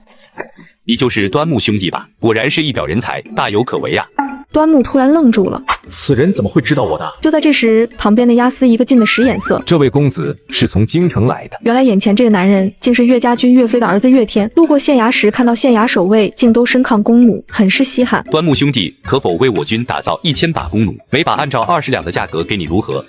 原来县令这么热情招呼我，不是因为我的剿灭了老虎山的土匪，看来是想让我给岳家军提供弓弩啊。既然是守卫护民的岳家军，那就直接给我一个成本价就行，每把10两银子就行了。哦，说着是10两银子一把，其实弓弩的制造成本加人工也不过1两银子。人情世故这一块让端木体现的淋漓尽致。这端木兄弟果然是不拘小节，此人日后要好好结识一番。在酒桌上，端木和岳天喝得如火朝天，交流甚欢，一种相见恨晚的感觉。临走时，端木特意问了一下盐店证明的事。这个早给你准备好了，明天就派人给你送过去。不劳烦县令了，明天我亲自来取一趟就行。第二天，端木便往家走去，不料端木目前太过于膨胀的行为竟发生了意外，只因妻子长得太好看，没想到竟遭到30个土匪抢妻。此路是我开，此处是我栽，要想从此过，留下买路财。大胆毛贼，不知道这是端公子的车吗？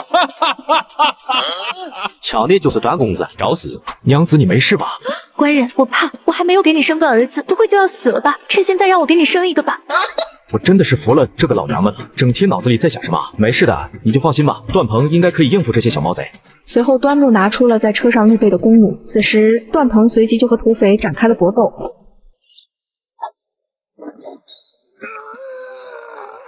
段鹏，小心草丛的弓箭手！段鹏没来得及反应，便被一箭射中了胳膊。主公，已带上夫人，快走！这些毛贼真是当我不存在吗？端木举起连弩，就是一顿乱射，草丛里瞬间就没了反应。段鹏，闪开！段鹏错过了身子，毛贼被精准的一箭射中腹部。主公，这些人看着像是花果山的土匪。我们与花果山的土匪也没什么交集，难道这些土匪是来给老虎山报仇的吗？官人，我们快回去吧。是啊，主公，这地方不宜久留，听夫人的，先离开这个地方。也好，段鹏你都受伤了，你上车，我来赶马。端木扶着受了伤的段鹏回到家以后，大家一脸诧异。快去叫医生！鹏哥，这是怎么了？是花果山的土匪要刺杀主公。什么？竟然有人要刺杀主公？我们的命都是主公给的，灭了花果山。是啊，灭了花果山。老兵们群情激昂，恨不得现在就去杀上花果山。大家都静一静，此事还要从长计议。今日杀的几名土匪，他们得知消息后肯定会来报复的。眼下大家抓紧组织人群修筑防御工事。胡彪，你随我去一趟县衙。是，主公。端木兄弟这么火急火燎，是出什么事了？今天你就差点见不到兄弟了。今日回家途中，花果山的土匪竟来到咱们的地界，多亏了我身边的护卫，不然今天我小命就不保了。什么？敢暗算我兄弟？马上带人去灭了他！县尉的声音喊得比谁都高，当然也只是喊喊而已。就凭县衙目前的实力，想跟花果山土匪斗还差远了。端木也不废话，直接说出了此行的目的。今日来，只需要麻烦2位哥哥一件事，剩下土匪的事还是交给我去解决就行。什么事？你尽管说。眼下我这边除了几10名护卫，剩下的就是一些没有作战经验的村民。可要讨伐土匪，必须要师出有名。在古代，民间不能自屯兵力，否则就是造反。端木其实就是想讨个名头，这样一来，端木也便有了理由去大量的招兵买马。这样吧，你来县衙，给你挂个都头的差事。都头的名分也可以，不过这在官府的名下做事，势必会受到牵制，招来的人马也都属于官府。要是哪天自己被撸了下去，那岂不是白干了？还有别的方法吗？端木兄弟，我有一个办法。你可以在本地开一家镖局。镖局又称镖行，也就是现代的武装押运。在古代，镖局基本上每个地方都有，而且法律上没有明确镖局的人数，只要你规模够大，理论上可以无限扩编。这个提议好啊，不过那镖局的手续怎么办啊？这个你就不必担心了，我直接给你开个证明就行了。不过开镖局你得给官府交税，100个镖师交50两人头税。100个镖师就是50两，那500个镖师岂不是350两银子？以后加上镖师的后续费用，这也是笔不小的开销。不管了，只要能用钱解决的，那都不是事。没问题，这是1000两银票，我先预定1000个名额。随后，端木便回到了村子，在端木的指挥下，大家火速地投入到建造御敌的工事。20米高的城墙围住了整个村子，城墙上配备着2架强弩，另外每名护卫都装备上了连发弓弩。村子外边是一片空地，居高临下的看去，外围毫无遮挡防身之地。看着铸造起的防御工事，端木暗暗自喜了起来。别说是土匪了，就是朝廷的军队打过来都要掂量掂量，眼下就只等土匪来了。土匪每次一进村，村民们都会吓得湿了裤子。男人们不仅不敢抵抗土匪，反而每次都要主动将自己的妻子献出，以此逃过杀身之祸。而这一次，土匪再次席卷村子，没想到土匪刚到村口，就发现村子已经围上了30米高的城墙。下面的土匪赶紧离开我们村子，不然我们就动手了。这王家庄什么时候围好城墙了？这该怎么办？想要造反吗？这些刁民，给我冲进去，一个不留！土匪们根本不把这些村民放在眼里，不料端木一声令下，城楼上射出了密密麻麻的箭，每支箭以每秒1000米的速度袭来。每发箭达到了惊人的威力，一下子穿过了3个人，箭才狠狠地插在了地上。不好，有埋伏，快撤！由于城墙外没有任何可以藏身的地方，土匪们直接就成了活靶子。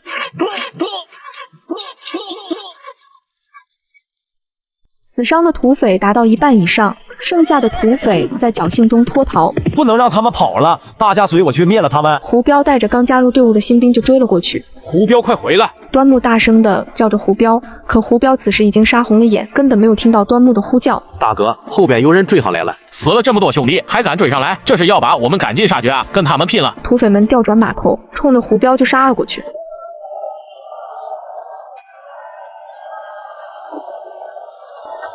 由于胡彪带的几人都是新兵，这里除了胡彪的战斗力能和土匪不分上下，剩下的新兵在和土匪真刀白刃的一番激烈战斗后，还剩下仅3人。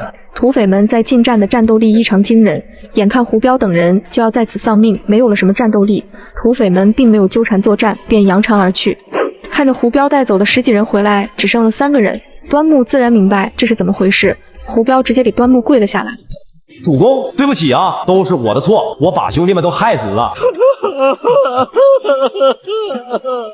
胡彪哭得一把鼻涕一把泪的，端木并没有责怪胡彪，毕竟他们也是本着忠心护主的原则去追杀土匪的。别说了，掀起来吧，这些人都是有勇无谋，也不怪他们。加上新兵这些训练不佳，就算以后到了战场还是要失败，后边还是要找一个作战经验丰富的武功高手来训练一下他们。眼下先安排这些侍者吧，有家人的全部接到我们村子，后半辈子我们养着，一定要把他们后事安排好。这样做的目的，在古代是秉着古代的法律，雇主之间关系若是发生了意外生命财产问题，最多也就是赔偿给受害方多少银两了事。而现在端木不仅要赡养家人及更多赔偿，则是为了收拢人心，让大家能更尽力的去为自己卖命。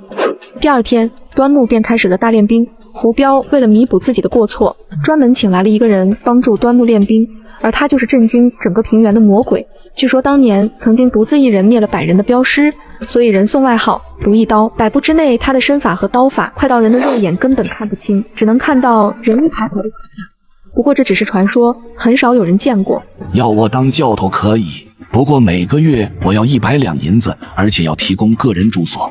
口气还不小嘛，这人看起来最少也得年过7旬了吧？胡彪，你确定他行吗？主公，此人绝对可以，我当年做镖师时曾跟此人有过一面之缘。在胡彪的介绍下，原来毒一刀现在已经年过半百，好不容易现在娶了妻子，还生了一个儿子。年轻时得罪人太多，现在他就想他自己后半辈子给自己找一个过硬的靠山，能安稳的供养妻儿老小就行。好，我同意了。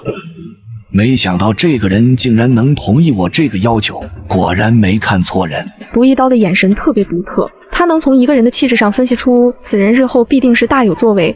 就在这时，旁边的新兵不服气了：“我们才每月1两银子，你凭什么能要100两？要做我们的教头，先过了我们这关再说。”新兵们看着眼前的老头，认定他是在吹牛，不料毒一刀直接应下了新兵们的挑战，而且他直接让他们一起上。口出狂言，那就别说我们欺负你了。新兵还真是下死手，举起连弩就射了起来。没想到毒一刀的速度更快，他挥舞着手中的钢刀，只听见钢刀和弩箭之间碰撞的声音，100支箭全被毒一刀给挡了下来。还没等众人反应过来，毒一刀一个翻滚来到众人身后，一个扫腿，这些新兵们全部摔倒。好啊，果然厉害。这只不过才是9牛1毛上的毛尖尖而已。你肯定知道死猪不怕开水烫，而眼前这个壮汉并不是猪，他全身浸泡在烧开90度的大锅里训练自己的功力。锅里不仅有各种名贵的药材，而且还放着带着各种剧毒的毒虫。烫皮啊，这难道就是古代大师练功的方式吗？老毒啊，你确定这是在给他练功吗？要想刀枪不入，那就得外练筋骨皮，内练一口气。像大壮这样的皮糙肉厚的人，那就得先从皮肤练起。那他的脸怎么没有一起泡着？那岂不是脸就成为致命弱点了？端木的这个问题，就连毒一刀也没办法解决。很多高手都是泡药酒泡不到，脸部最柔弱，在古代也是无解之局。这还不简单？往嘴里插根竹管，你让他在下面呼吸不就行了吗？哎呀，我怎么没想到，这么简单的问题被多少代的武林大师都给疏忽了，还是主公英明啊！端木也很无语，小孩都知道的道理，这世世代代的无解之局就这么被自己给破了。随后大壮便全身浸泡在药酒中，随着药酒不断的加热，身体便会打开自己的毛孔，吸收其中的药劲。这还仅仅是训练的第一个步骤，接下来才是关键。毒一刀拿着小皮鞭便抽打起大壮的皮肤，抽打的同时要发起内功来用力抽打到皮肤深层去，以此发挥极致的效果。这也太溜了吧，还是大壮能扛得住啊！这样的抽打必须达到5气40下，而且不仅要抽打到背部、面部和四肢，甚至要在男人最重要的部位抽打到99、71下。这个地方毫无疑问是男人最弱的地方，因为江湖人很恶，经常会对这个地方下手。皮鞭每抽动一下，端木都会不自觉地颤抖着，就好像皮鞭抽到了他自己的身上一样。在关起大壮，竟然毫无感觉，甚至呼呼大睡了起来。真是练武奇才呀！毒一刀眼看大壮这么能扛，瞬间提起了兴致，直接把皮鞭换成了狼牙棒。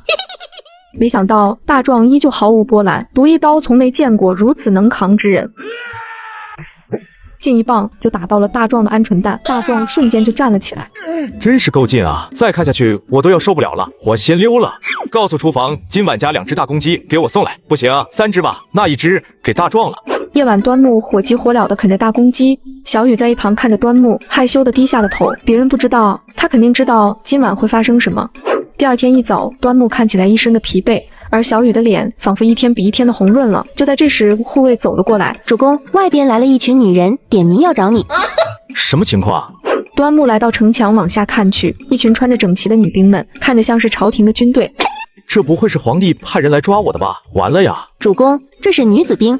我以前在军中的时候就是跟着这个女将军的，他们是来剿匪的。原来这个为首的女将军是当朝王爷的女儿林郡主。听到不是来抓自己的，端木这才放下了一颗悬着的心。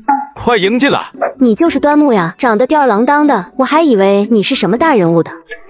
林郡主从小就是一个脾气暴躁、说话直来直去的人。她先是对端木一脸的看不上，然后又直截了当的说出此行目的。上边让我剿匪，所以想请你帮忙。剿匪关我什么事？你自己不能去吗？这个女人能这么精准的来找我，肯定早就对我的事有所了解。林郡主，我也就是一介书生，恐怕帮不了郡主什么大忙啊。哼，林郡主也不废话，你只需要给我提供武器即可。放心，不让你白帮。打败了土匪，我会向朝廷给你申请军功。可以立军功吗？当然可以。端木立马换了副嘴脸，在古代立了军功，朝廷不仅能会给你授勋，而且还会赏给你一处属于自己的封地，养自己的军队。那好，郡主想打哪个地方的土匪？本县的土匪我都打得差不多了，你现在完全可以收尾就行。端木本想着现在的土匪也就残余败将，很快就能搞定，没想到林郡主的一番话让端木惊掉了下巴。天南海北有土匪的地方我都要打。500女兵被3000土匪包围，没想到土匪冲锋的时候手里拿的竟不是武器，反倒是一朵朵玫瑰花。土匪们个个神情激昂，热血澎湃。想要捞破了给我宠，谁先抢到就是谁的。婆娘，婆娘，我要婆娘！女兵们被土匪逼到了悬崖边，每次土匪冲锋，女兵们就会放出几箭，以此来牵制土匪。幸好她们还有几把连弩，女人的力量和耐力普遍比男人低。一旦近身作战，那这些女人必然发生死伤。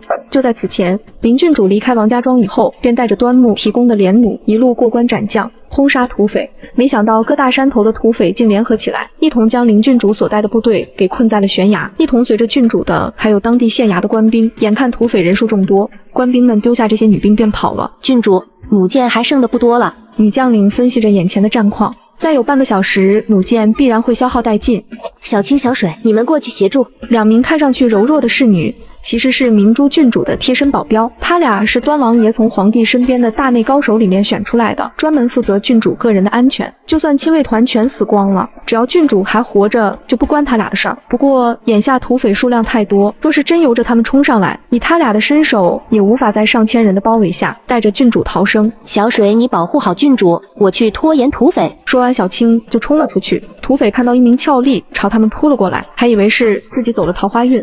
没想到一道青色的影子扎进了土匪人群以后，匕首轻轻地从颈间划过，人也从中间挤了过去，如同蝴蝶翩翩飞过，看上去是那么唯美，不带一丝的杀气。土匪们甚至都没反应过来，只是觉得脖子微微一凉，人就挨个倒了下去。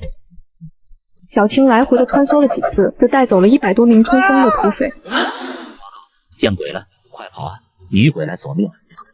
土匪们平时作恶多端，一时间还真被小青的操作给吓住了。一群废物们，给我放假！要不是土匪头子开了口，这些土匪们都差点要集体开溜了。多亏了小青的武功还算可以，一连几次的连射都被小青给挡了下来，这也给这些女兵们带来一些喘息的时间。这样下去可不行啊！怎么援军还没到？去给端公子报信的人还没回来吗？眼下我们只有拖到端公子的救兵来了，也不知道那个端木靠谱吗？坦白讲，像小青、小水这样的高手根本看不上端木这样的人，无非就是一个平民，就算会点手艺有点钱，自然不能跟皇帝身边的人相比。眼下高手也有体力消耗殆尽的时候，若是再等不来端木的援军，他们只能跳崖了。而此时郡主只在默默地等着那个奇迹出现。不一会，端木总算是来了，骑马的护卫们首当先锋，他们身着钢甲，前面最大的体格肯定就是大壮了。大壮手持重型武器，一路冲锋过去，凡是被大壮碰到的土匪直接就飞了出去。上千人的土匪队形直接就被大壮撕开了一个口子。2轮冲锋以后，土匪们死伤达到了300，毫无还手之力。剩下的护卫们按照端木教的方法组成了一个一字形的阵型，土匪们拿着刀往前冲去，还没到跟前就被护卫们手持的钩刺给挡住了。这玩意跟红缨枪不一样，前边没有可以抓的地方，抓的话很容易被前端上的钩刀给割伤。护卫们用钩刺一刺一钩，土匪们扑哧扑哧的倒下，根本就进不了护卫们的身。前后不到5分钟，钩刺就干到了近500名土匪。这什么东西这么厉害？不知道啊！你个废物玩意，还不赶紧拿箭射！土匪们举起弓箭就射了起来，只听到叮叮当当的响声，竟一个人都没杀死。护卫们穿的钢甲都是端木亲自打造，全身包裹，一番攻击下来，钢甲甚至一点凹痕都没有。你可算是来了，为了你，我差点都要跳崖了。其实自从郡主离开王家庄，他还真时不时的就想着端木，毕竟美女都爱英雄。在他眼里，像端木这样的男人比那些宫里依靠权势有点钱的公子哥要好很多了。好了，现在没事了。就在大家都以为一切没事了的时候，不知从哪冒出来一群壮汉，他们手抱树干，冲着这些护卫们就发起了冲击。护卫们身穿的钢甲虽然防御高，但是由于钢甲太重，移动不便，粗壮的树干足足有5米长，已经超过了钩刺的攻击范围。壮汉们一次次的撞击着这些护卫们，端木仔细一看，竟发现不好，这怎么会有突厥？土匪在进攻时竟发现，无论是箭射还是刀砍，都不能将其击倒。而这正是端木亲自为护卫们打造的超时代产物钢甲，距离远了容易被刺，距离近了又会被钩刺勾到。一时间，土匪竟毫无对策。不料土匪们突然撤退，一伙突厥人竟然冲着护卫们袭来，指挥官竟然是小日子。他们2人一组手抱树干，冲着护卫们就是猛烈的撞击。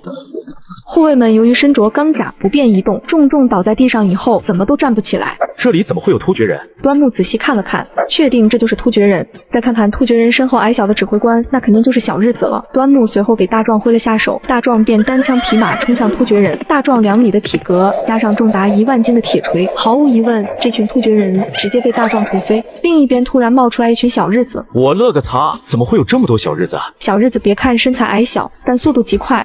保护好郡主。女兵们瞬间把郡主给维护了起来。再看端木的身边，只剩下了毒一刀一个人保护。完了啊！忘了这朝廷的人肯定会在危险时第一时间保护他们的主子。由于端木把所有兵力都安排去攻击山下的突厥人了，怎料自己陷入了危险之中。八嘎，杀个鸡鸡！小日子窝着身子，举着刀向端木冲去。毒一刀自然也不甘示弱，冲着小日子杀了过去。他们的眼中都带着死死的杀气，一道闪光划过。小日子直接倒了下去，随后毒一刀冲向另一个小日子，本以为他也会被轻松的一刀嘎掉，不料这个小日子竟然挡了下来，钢刀在强烈的震动下直接破碎。还挺能隐藏的。要知道，能跟毒一刀过上几招的，肯定也不是等闲之人。毒一刀虽然武功不低，但是奈何年纪大了，速度肯定跟不上。小日子利用一个快速翻滚，直接把毒一刀给摔在了地上，狠狠地锁住了毒一刀。八嘎！另一边，郡主这边也在和小日子拼死厮杀。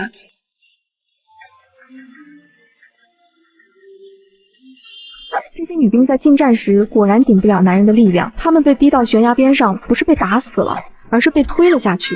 小青想要去救郡主，不料小青也被另外一名高手缠住了，不是别人，正是老虎山的土匪头子。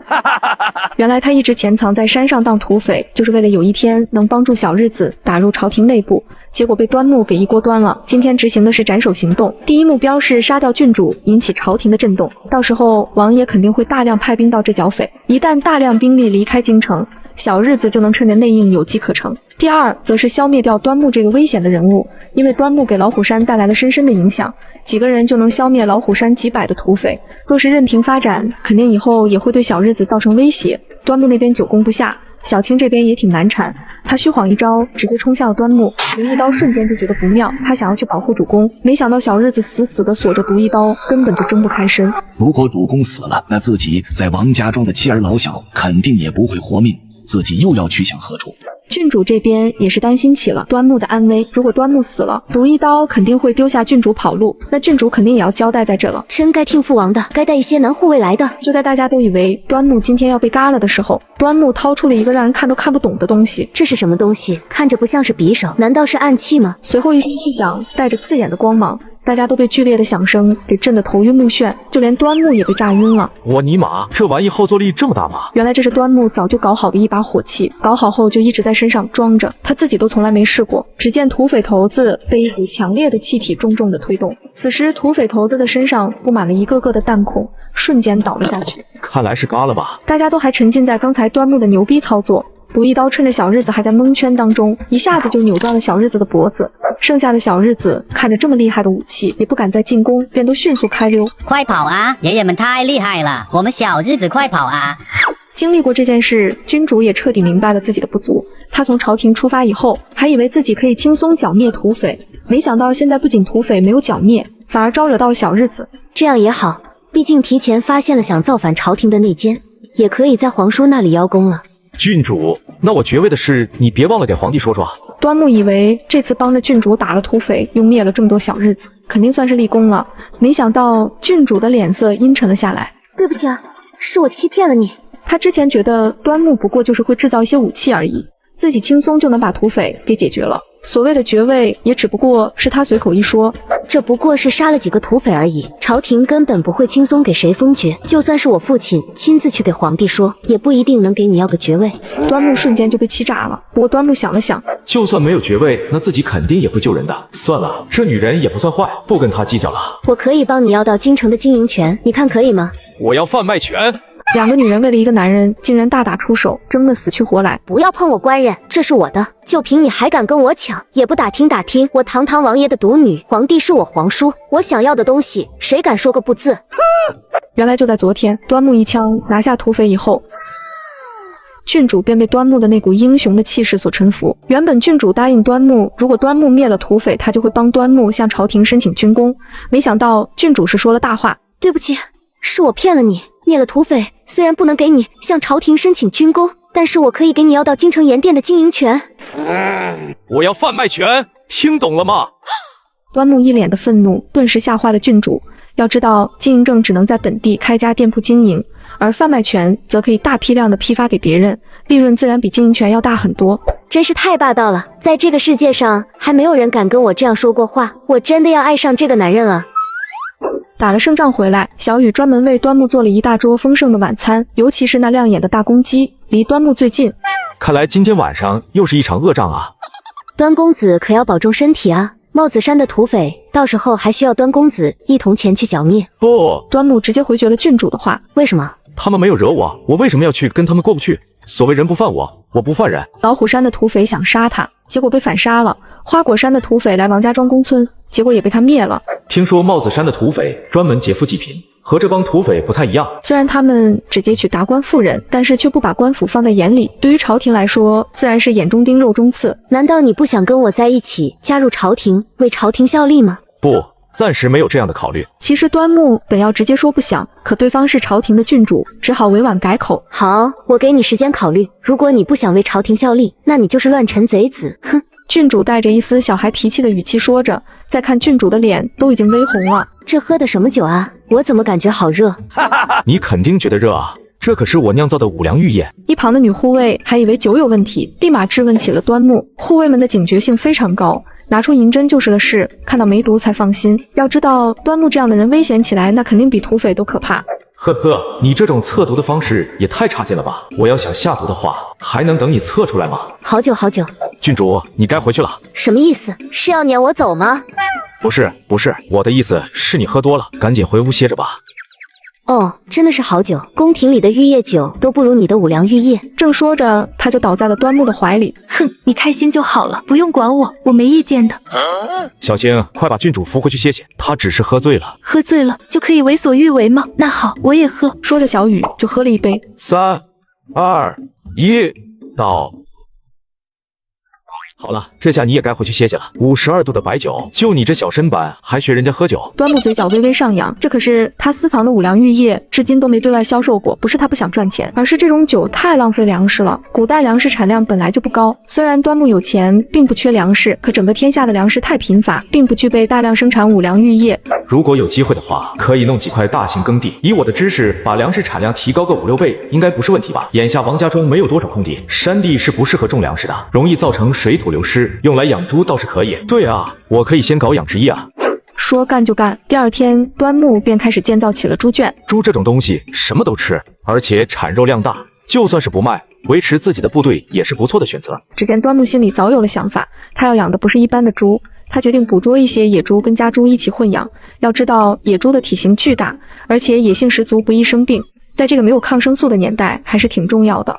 要是把野猪和家猪杂交，不仅个头大，而且生病少，肉质细腻。还有一个想法，就是他可以利用村里的河流养鱼。在此之前，他早就对鱼类有过研究，可以养鲤鱼、鲢鳙、草鱼、鲫鱼。想想美味的红烧鱼，端木的口水都流了下来。就在这时，小雨和郡主走来。什么？你要养猪吗？我还一直以为你是一个有大志向的英雄豪杰，没想到竟要养猪为生，那可是农夫干的事情。官人无论做什么，我都支持你。小雨属于那种小鸟依人，什么事都遵从丈夫的意愿，而郡主则属于那种大大咧咧、有自我主见的女人。哼，妇人之见。没想到两个女人因为一个男人的做法争执了起来，甚至郡主竟说起了要把端木纳为驸马的气话。都别吵了，抓出去！有没有想跟我去的？官人，我去，我也去。男人买猪的时候有个癖好，他专挑那些体型饱满白嫩的，而且必须是结过婚的老母猪，然后把它单独放到精心布置好的猪舍。到了晚上，山上的野猪便闻着味道猛烈地冲进猪舍，老母猪的叫声顿时响彻了整个村庄。第二天，母猪不仅和野猪融入到了一起，而且野猪对人类甚至也不是那么惧怕了。看来野猪是被这懂事的老母猪驯化了，这下杂交的计划看来是成功了，只等老母猪下崽了，眼下也该着手建造水库养鱼了。建造水库可不是一件容易的事，修建水库首先需要一片洼地，由于王家庄这边的河流都比较浅，只能找到一片相对宽敞、两侧有山的区域，然后在这片区域旁边开一道水沟，让水先从旁边流走。洼地的前方则是要修一条临时水坝，将水全部拦住，不能往这边流。等地干得差不多了，大家开始动手挖出泥沙，挖出来的泥沙也不浪费，可以在修建水坝的时候使用。几百人一起动手，很快就挖出了好大的一片深坑，这时候就该修建真正的大坝了。水库是要在水域宽阔的地方，而水坝恰恰相反，要选一处比较窄的地方，这样可以减少工程量，利用天然的地形作为依仗，确保大坝的安全。为了防止洪涝灾害的发生，特意设置了泄洪口，只要水位到了一定高度，泄洪口就会自动放水。那些台阶一样的东西是什么啊？这你就不懂了吧？那是为了让鱼群回游的。河里的鱼逆流而上是季节性发生的，目的是为了去上游产卵。水库的水坝修建起来以后，由于落差太大，导致鱼群没办法回游，这样就耽误了鱼类的繁殖。有了这些台阶一样的东西，每一层的落差都比较小，鱼群便能一层一层的逆流而上。郡主看了他的设计，又听了他讲的理论，感觉很有道理。这样一个人才，竟然窝在山里面养鱼，真是太可惜了。若是能为朝廷所用，皇叔一定很高兴。对了，你赶紧走啊！就这么急着撵我走啊？你不走的话，我怎么贩盐啊？这话说的够直接的，毕竟贩盐可以挣钱啊，而且必须得有郡主回去帮忙申请，他才有可能拿到贩盐权。这耽误的每一天可都是钱啊！哼，财迷一个，刚装了2天隐士，我看你养猪养鱼的，还以为你不想赚钱了呢。钱是叉，花了咱再赚，有花才有赚嘛。给整个京城供应盐，那可是一笔大钱，相比起来卖酒那点钱，那就都不叫钱了。你赶紧走吧，我都等不及了。好，正好我也要回去问问官府，为什么之前攻打土匪的时候，他们支援的人去哪了？看着郡主的离去，眼下端木又有了一个大胆的想法。现在护卫人数越来越多，3天2头的就要进城买粮食，实在是不方便。虽然有几间空屋子是用来放粮食的，但根本就不够用，现在必须要建个粮仓了。之前养猪养鱼被他看到都没关系，可见粮仓不行，自己已经囤了兵器，如果再囤粮的话，那就太像要造反的样子了。郡主毕竟是王爷的女儿，更是当今皇帝的侄女，就算她没有要告发的意思，万一在京城哪天无意间说漏了嘴，那可是灭顶之灾。还是自己实力现在太弱了。由于郡主在当地剿匪的这几天，土匪确实安生了不少，没有了土匪的拦路截道，城里各个代理的布行每天也能放心的一车车的进的布匹换成银票和银锭。这么多银子，之前的那个房间都有些装不下了。看着堆满房间的银锭，端木嘴角都要乐开了花。最近心情不错，正好小水库也修建好了，他决定亲自放一些鱼苗进去。看到黑压压一片鱼苗，转瞬间消失在了水里，已经想象出它们长肥以后的样子了。就在这时，护卫跑了过来。岳将军出事了，岳将军在前线受重伤，派人来请主公帮忙。我又不是医生，能帮什么忙？把信使叫过来一问，才知道事情的缘由，原来是郡主给报的信儿。他打开信，看完里面的内容，不由得暗暗心惊。原来是岳天在前线指挥战斗的时候受了伤，导致大军无人指挥，西魁人连续抢了2座城池，岳家军退守阳关，等待朝廷派援军。可朝中大臣意见不一。皇上，老臣愿带兵支援岳将军。不可，王爷万不可亲自出兵。你走后，京城若出了事，谁来护驾？王爷若是不出兵的话，其他军队又都掌握在各大贵族和重臣手中，他们个个推脱，不愿意出兵。臣建议和西魁人休战，先召回岳将军，然后再多给西蛮国多献一些贡品，趁机求和。皇帝本就是个优柔寡断的人，听到大臣们意见相左，也迟迟拿不定主意。郡主思来想去，只好向端木求助。他见识过端公子的指挥能力，相信他能力挽狂澜，连兵符都给捎过来了。看到兵符，端木知道自己是躲不掉了。如果猜的没错，这应该是王爷养的私兵，皇上那边并不知道。此战若是打赢了，王爷就能向皇帝表明，趁机给私兵转正；若是打败了的话，估计只能灭口了。如今兵符在手，想退也退不回去，泄露出去还有可能杀身之祸。郡主这是把我往火坑里推啊！才过了几天安稳日子啊，早知道今天就不去银库数钱了。果然一嘚瑟就出事儿，没办法，只能硬着头皮上了。端木把信封里另外一张纸掏出来，一看正是范言的授权书。果然风险与利润并行。小二，来斤黄牛肉。客官，您看要不吃点别的？官府可不允许私宰黄牛肉。我要吃黄牛肉，没听懂吗？您是来找茬的吧？后院有黄牛，您若是敢吃的话，那就去吧。好啊，前面带路。来到后院以后，端木也不废话，直接拿出来了令牌。小二仔细一看，扑通就跪在了地上。主公，这批人都是王爷精心培养的死士，见令如见人，谁拿着令牌，谁就是主公。主公是出了什么大事吗？需要通知山里的军队吗？你马上带我去与军队会合，我有重事交代。随后店小二就把端木带到了深山，眨眼一看，这批私兵少说也有2000人，装备比京城的禁卫军都要精良。王爷养了这么多私兵，就算没有造反的心，但最起码这也是有防备的心。毕竟自古以来，皇帝之间的兄弟都没有什么好下场。端木在山上转了一圈，这批私兵不仅在山上开垦了土地，甚至还养了一些牲畜。最炸裂的是，他们还拥有自己的兵工厂。看着这么大的锻造炉，端木一脸的兴奋。要不是怕被官府发现，我也得造一个大型锻造炉，迟早都会有的。端公子的援军还没来吗？将军，我们不能再坐以待毙了。如若近日援军再不到，恐怕城里粮食殆尽，就算是不战，兄弟们也要被饿死了。我们岳家军就算是战死，也不能被饿死啊！原本岳家军不至于这么惨，主要是郾城前面的2座城池看着西蛮军队过来，还没有大战，就带着亲信们弃城而逃，这就导致了岳家军还没做好准备，就跟西蛮军队来了一次硬碰硬。西部高原土地辽阔，西蛮军的战马高达，速度快，直接被打了一个措手不及。即便是如此，岳天也将军队有序地撤离到了郾城。在撤退的过程中，岳家军又被西蛮军砍杀了不少。西蛮军把郾城围了个水泄不通，靠着端木之前提供的连弩，也可以在城墙上抵御一段时间。岳家军从未打过如此郁闷的仗，原本西蛮军也围不了多长时间，奈何前面2座城池丢了，西蛮军得到了大量的补给，一点都不慌着撤退。此时，端木带着部队浩浩荡荡的也出发了。一直等到下午，端木才赶到了郾城附近的山头，从山上往下望去。我勒个去，这是围得死死的，部队想进去跟岳将军会合都有难度。老独啊，以你的身手，能不能进去跟岳将军会合一下？独一刀二话不说接过令牌。独一刀的身手，相信之前大家都领略过。趁着夜色，独一刀飞檐走壁翻进了城墙。等到士兵们反应过来，独一刀都已经到了岳将军的帐下。站住！什么人？我是端公子派过来的人，要见岳天将军。是端公子来了吗？快让他进来。独一刀把主公的想法给岳天仔细地说了一遍，听得岳天差点晕了过去。原来端木的计划不是要跟岳家军来个里应外合，而是打算先把西蛮军占领前边的鹅城给拿下来。这端木兄弟不是在开玩笑吧？西蛮军队可是有3万人守城，难道端木兄弟这样做应该不是无的放矢？凭他以前攻打土匪的几次战绩，应该是考察了地形才决定的。主公是要直接和西蛮军开战吗？那怎么可能？我们才2000人马，跟人家3万军队开战，岂不是白白送死吗？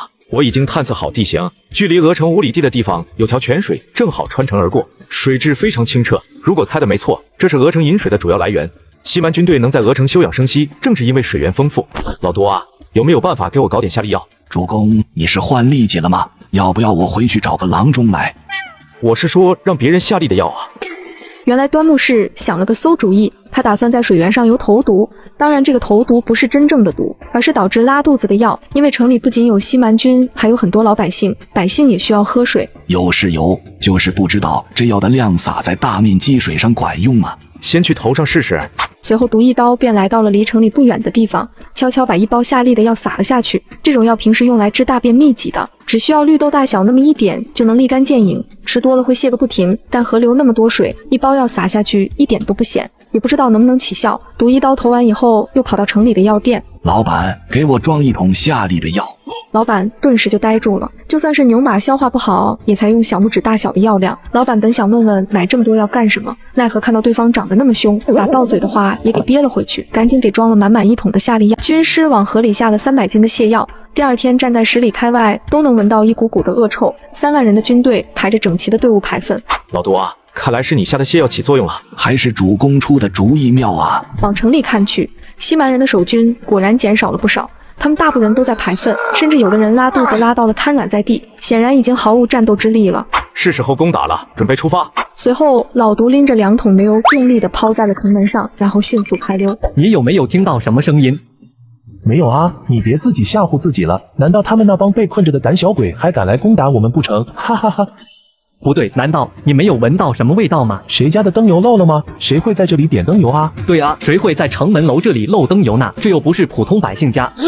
就在这时，老独已经归队，随后端木一声令下 ，OK， 一支支火箭朝着城墙的方向就射了过去，城门子一下子就燃起了大火。由于鹅城的城门使用了非常厚的木材，足足有5米高，想要硬攻肯定不行。有了煤油的助攻，大火迅速蔓延，很快就烧到了城门楼子上。着火了，着火了，快来人啊！城门楼上的西蛮军顿时就乱成了一团。由于之前那些大军都拉肚子拉虚脱了，都早早的入睡了。随后端木的连弩部队一股劲的朝着城门楼和门前的帐篷猛烈的爆射，然后迅速的撤退。因为端木下过命令，只可以往城门楼射箭，不可以往城里射箭火箭，万一点燃了居民，会给百姓带来灾难。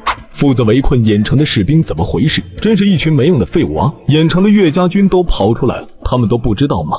火烧得越来越大，就连郾城那边都能看到了。报告将军，鹅城好像着火了。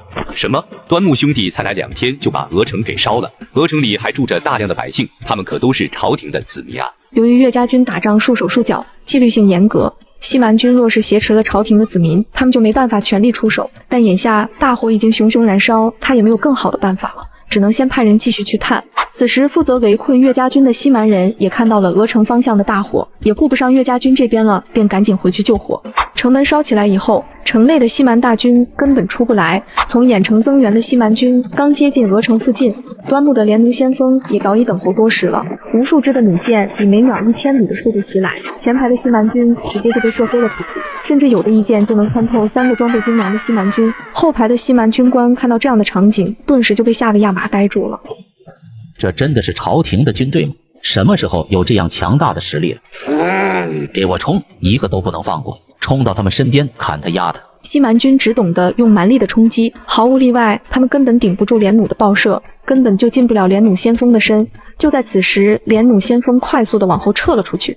给我这样，他们没见了。另一边，岳将军的探子也回来报告战况了。岳天一连焦急地询问起来：“快说，前方战事怎么样了？”围困郾城的西蛮军全部都去攻打端公子的部队了。完犊子啦！端木兄弟只是打过几次土匪，可西蛮军可是异常凶猛，就连我跟西蛮军交手，也就是侥幸赢过几次，可损失惨重。这下端木兄弟凶多吉少啦！现在战局如何？士兵一脸呆疑又惊悚地说道：“西蛮军死了5000人。”什么？那端公子那边呢？端公子好像是零伤亡。哪里？岳天迟疑了，他怎么都料不到，一个只是攻打了几次土匪的，无非也就是头脑发达一点，会制作点武器的平民百姓，竟能对抗训练有加的西蛮军。就连岳天身边的一个大将都觉得不可信，根本不可能，我倒要去看看是真是假。这个人是岳天身边的一员虎将，冲锋陷阵首当先锋，其名为虎啸天，武力值也不弱于岳将军。不仅是虎啸天觉得不可思议，就连岳天将军都是半信半疑。真的是太可怕了，太可怕了！马上集结军队出城支援端公子。另一边，西蛮军队的草原大马果然跑得很快，没多久就追上了端木的连弩部队。再看连弩这边的部队，他们躲到了端木步兵的后面，步兵一共组成了2排，骑兵挥舞着大刀就冲向了步兵。要知道，此时骑兵对战步兵，那肯定骑兵的优势比较大，但在端木的钢甲步兵钩刺面前，却失去了骑兵的优势。他们冲上来以后，站着的步兵用钩刺刺上边的西蛮兵，下边的步兵则用钩刺勾住马腿，用力一拉，上下配合。尽管西蛮兵再高大威猛，也进不了这些步兵的身。此时城内的大火也减小了不少，西蛮军随后也冲了出来，跟端木的后卫杀了起来。3万大军强势的全部出击以后，端木的几千兵马显然有些力不从心了。大壮，该你上场了。大壮一出场就知道好戏上场了，2米的身高加1万斤的特制铁锤，敌人们齐刷刷地飞了起来。另一边，岳天的部队也在后方跟端木打了一个前后夹击。虎啸天手持2把流星刀，冲着敌人杀了过去。所到之处的西蛮军也是呈现的打击。随后，虎啸天和大壮2人走了一个照面，战斗力和大壮几乎持平，他们互相观摩着对方。真是使得一手好刀啊！端公子是何许人也？竟然会有这样的猛将为其效命？军爷，行行好，您就让我们进去吧。是啊，行行好吧，我家闺女都让西蛮兵糟蹋了，如今就只剩下我一个人了，让我们进去吧。我们都知道岳家军是大善人，不会放着我们不管的。乡亲们都起来吧，快进去吧！不行，凡是从鹅城逃过来的人都给我站住！端木兄弟，这是怎么了？他们从鹅城跑过来，如果这里面混入了西蛮人的内奸，那我们岂不是要内外受敌了？原来就在昨天，端木和岳将军在鹅城前后夹击，大败西蛮军。大败的西蛮军便连夜撤退到了山海关。由于近日一直的大战，导致鹅城城内的百姓苦不堪言，便都涌入到了由岳家军驻军的郾城。鹅城是没有粮食了吗？是啊，粮食都被西蛮军抢走了，我们都3天没吃饭了。来人，去给百姓们准备一些吃的。随后便在城池一旁准备了一桌桌丰盛的食物，桌子上不仅有烤肉青菜，还有白米饭和炊饼，另外还准备了筷子和刀叉。大爷显然是饿极了，拿起刀叉就开始割肉吃，其他人也有拿起刀叉吃肉的，也有啃炊饼或者吃白米饭的。只有3个人愣在原地好一阵子，然后别别扭扭的拿起叉子在菜上戳了几下，抬起来想吃，结果没拿好就掉了，只好先拿起炊饼开始狂啃。不一会，这些食物就被吃了个精光。这3个人可以放行了。端木指了指那3个不会用刀叉的人。古代人吃饭都是用筷子，给他们刀叉肯定不习惯，而且他们不选择烤肉，而是选择了白面炊饼，也符合当朝人的饮食习惯。剩下的这几个明显用刀叉比较试试，他们很可能就是奸细，也有可能是常年跟西蛮人做生意的商人。把他们好好审讯一番，问问他们都做什么职业，近年来都去过什么地方，一些商品的物价都是多少。审完以后马上给我汇报。结果没过一会，手下就来汇报审讯结果了。其中一个确实是刑伤，另外一个直接暴露了，他是在朝廷潜伏了多年的奸细。本想抓临时混入的奸细，没想到抓了这么一条大鱼。端木兄弟真是太厉害了，这你都能查得出来。其实没什么，都是从生活的细节观察出来的。岳天对端木越来越佩服了，端木还不忘谦虚了一番。那我们接下来是不是要赶紧去山海关攻打剩余的西蛮军了？不慌不慌，端木是一点都不慌，可岳天早慌的不行了。昨天把西蛮军从鹅城打跑以后，之前弃掉守鹅城逃跑的秦将军，看到岳天把鹅城的西蛮军打走以后，便跑到朝廷去邀功了。不仅得到了皇帝的大量的封赏，而且还在皇帝面前参了岳天一个不元之本。要不是有岳中老将军说了些好话，估计皇帝都要惩治一下岳家军了。岳天本要带着部队进驻鹅城，没想到竟被秦将军带来的圣旨给挡下了。岳天，你还是回你的郾城吧，我才是鹅城的驻军首领。好啊，西蛮军打过来的时候，你跑得比谁都快，在皇帝面前邀功，你跑得更快。奈何是皇帝的意思，岳家军一直以来忠心报国，知道是皇帝的意思以后，岳天也没有跟秦将军纠缠，眼睁睁地看着他们走进了鹅城。听完岳天将军的话，就连大壮都看不下去了。真是太可恨了！明明是主公和岳将军拿下的鹅城，却被那厮给抢了功劳。今天晚上我就带人去把那厮给宰了。大壮，你疯了吗？要是把秦将军给宰了，那可就惹大麻烦了。他可是朝廷命官，真要那样做了，自己和岳天肯定吃不了兜着走。我自有办法。他们虽然抢了功劳，可功劳不是那么好拿的。放心吧，不出3天，肯定给大家一个公道。西蛮军撤到了山海关以后，屁股还没坐热，城门楼又被点了。没错，这正是端木叫人干的。上次城门楼着火，就给西蛮军留下了阴影。他们是真怕再被偷袭，索性直接也不出门了。另一边，秦将军得知山海关着火了，一脸的兴奋了起来。听说上次岳家军能赢，也是因为大火烧了鹅城，这可是老天爷给我的机会啊！马上集结军队出发山海关。到了山海关以后，城门都被烧没了，看着秦将军带来的大军就在城门口，西蛮人也慌了，毕竟自己的西蛮军经历上次战斗只剩几千人了。大家不要怕，我们西蛮军什么时候怕过？城门烧没了也没啥了不起，我们西蛮人从不靠城墙抵御敌人，随我骑上马冲出去。另一边，秦将军还和手下暗暗自喜了起来。他们怕是吓得不敢出来了吧？哈哈哈，那是肯定的啊，说不定他们早就从后门跑了。这一点他们还真猜对了，西蛮军确实有一部分冲向后门，不过目的不是逃跑，而是侧面包抄。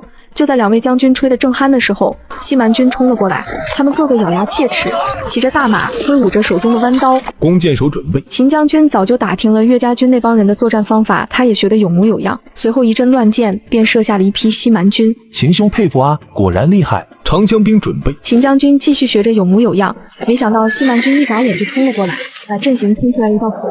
他们骑在马上，手中弯刀挥动着，一排排的士兵接连倒下。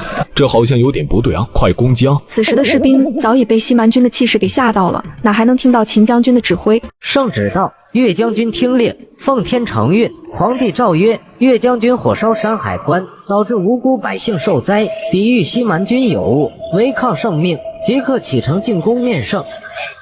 什么？公公是不是搞错了？我岳家军忠心护国为民，岂能违抗圣命？这是圣上的意思，如若岳将军不从，就地处罚。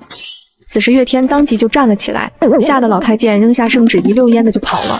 原来就在昨天山海关被端木安排在城门楼放火以后，秦将军便想要趁机大杀残败的西蛮军，以此争抢岳家军功劳。没想到西蛮残军的攻势依旧迅猛，毫无作战经验的秦将军根本就顶不住西蛮壮汉的厮杀。秦将军在出发山海关前，就派人把弹劾岳将军的书信送往了京城。信中大致写道：西蛮军退守至山海关，岳将军不顾百姓安危，火烧山海关，致使百姓死伤无数。我等带着3万大军前去拯救山海关被困的无辜百姓，为朝廷一举消灭残败的西蛮军。皇帝气得当即就下了圣旨。王爷一看这种情况，也是立马出面求情。皇上慎重啊，一人之言不足以取信。他是了解岳家军的，就算岳家军自己受伤，也不可能会放火烧百姓，但同时心里也没底，因为他不了解端木，之前也就是听他的宝贝女儿郡主说，这端木用兵如神，全歼土匪不留活口。也正是因为这样，他才更担心这个端木。毕竟端木不是本朝官员，真的很有可能做出放火烧城这种事。如果真是那样的话，那之前我让他们带走我几千的私兵，肯定也参与了。想到这里，王爷的冷汗都流了下来。另一边本想提前报告给朝廷弹劾岳家军的秦将军，还以为这次自己稳操胜券了，没想到竟在战场中被西蛮军几千兵马整整硬扛了秦将军带来的3万大军。战斗从早上一直持续到了下午，3万的军队啊，双方之间的厮杀打得水深火热，就是再好的体力也得让人有口气喘啊。可士兵们谁都不敢懈怠，稍微一个不留神，一把大刀就可能让你成为两半。另一边，端木也和岳天在不远处的山头上观察半天了。端木兄弟，我们还不出手吗？岳天看着可恨的秦将军，虽然不想管他死活，可那也都是朝廷的军队啊。岳家军是忠于朝廷的，当然不愿意看到他们牺牲。可对于端木来说，不管是朝廷的军队还是西蛮军队，都跟自己无关。此时，端木命令联弩部队准备就绪，放箭。西蛮军队就如同木桩子一样，纷纷的倒了下去。他们本来就拼杀了一天，也就是最后一口气撑的身体，此时也根本没有什么反击能力了。收！端木一声令下，弩箭也停止了攻击。收拾战场的时候，秦将军早在激烈的战斗中被嘎了。截胡军功的想法自然破灭。在庆功宴上，岳天想着近几天跟西蛮军的战斗几乎都是轻松获胜，这一切自然少不了端木的帮忙。端木兄弟，你真的不打算从军吗？以你现在的军功，当个五品上旗应该不成问题。从平民一跃成为正品官员，诱惑力确实不小，可端木却不感兴趣。岳将军不会想赖账吧？之前你可答应我，如果打败西蛮军，就向朝廷给我要一个爵位。之前岳云就答应过他，而且以自己的项上人头担保承诺，只要打败西蛮军，就帮他申请个军功。可不要小瞧了爵位，哪怕最小的男爵也相当于五品的官职。不过你只要有了爵位，就可以有自己的封地，只要你在你的封地上不造反，想干什么就干什么。对于端木来说，封爵才是他想要的。岳天是个说话算话的人，立马就写好了书信送往朝廷，信中着重地强调了端木的功劳。他的书信刚送出去，朝廷弹劾他的圣旨也就到了，也就出现了开头的一幕。岳天并没有将此事跟端木说，因为圣旨不仅写到要召回他自己，还要一并带回来这个叫端木的男人。一连在外征战了许久的端木也想家了。夜晚躺在床上的端木，他想老婆了，想自己家的生意了。这么久不回去，也不知道家中现在怎样了。第二天，端木跟岳天道别以后，端木便带着队伍往王家庄赶去。他不仅带走了自己的队伍，而且之前王爷的几千私兵他也带走了。这么好用的兵，既然到了端木手里，当然不会把他们再还回去。没想到途中经过曹县的时候，却发现了一个女人竟被几十个壮汉给围住。主公，我看那女子怎么像是夫人啊？什么？别瞎说了，夫人怎么可能会在这里？此时人群中传来一声女人的哭声。在古代，一个平民百姓想要报官鸣冤究竟有多难？没权没势的官府根本不理你，甚至大肆绝言的羞辱你。怎么，你们想报官吗？报官可以，让他们两个跟我来，其他人一律不准进入。素素、倩倩，你们可千万不要去啊！他们可不是什么好东西。素素和倩倩一时间都被吓得愣住了。他们知道跟着男人进去可能不仅报不了官，甚至会害了自己。但是一番心理挣扎以后，她们姐妹俩还是做出了决定。我们去，我们跟你去。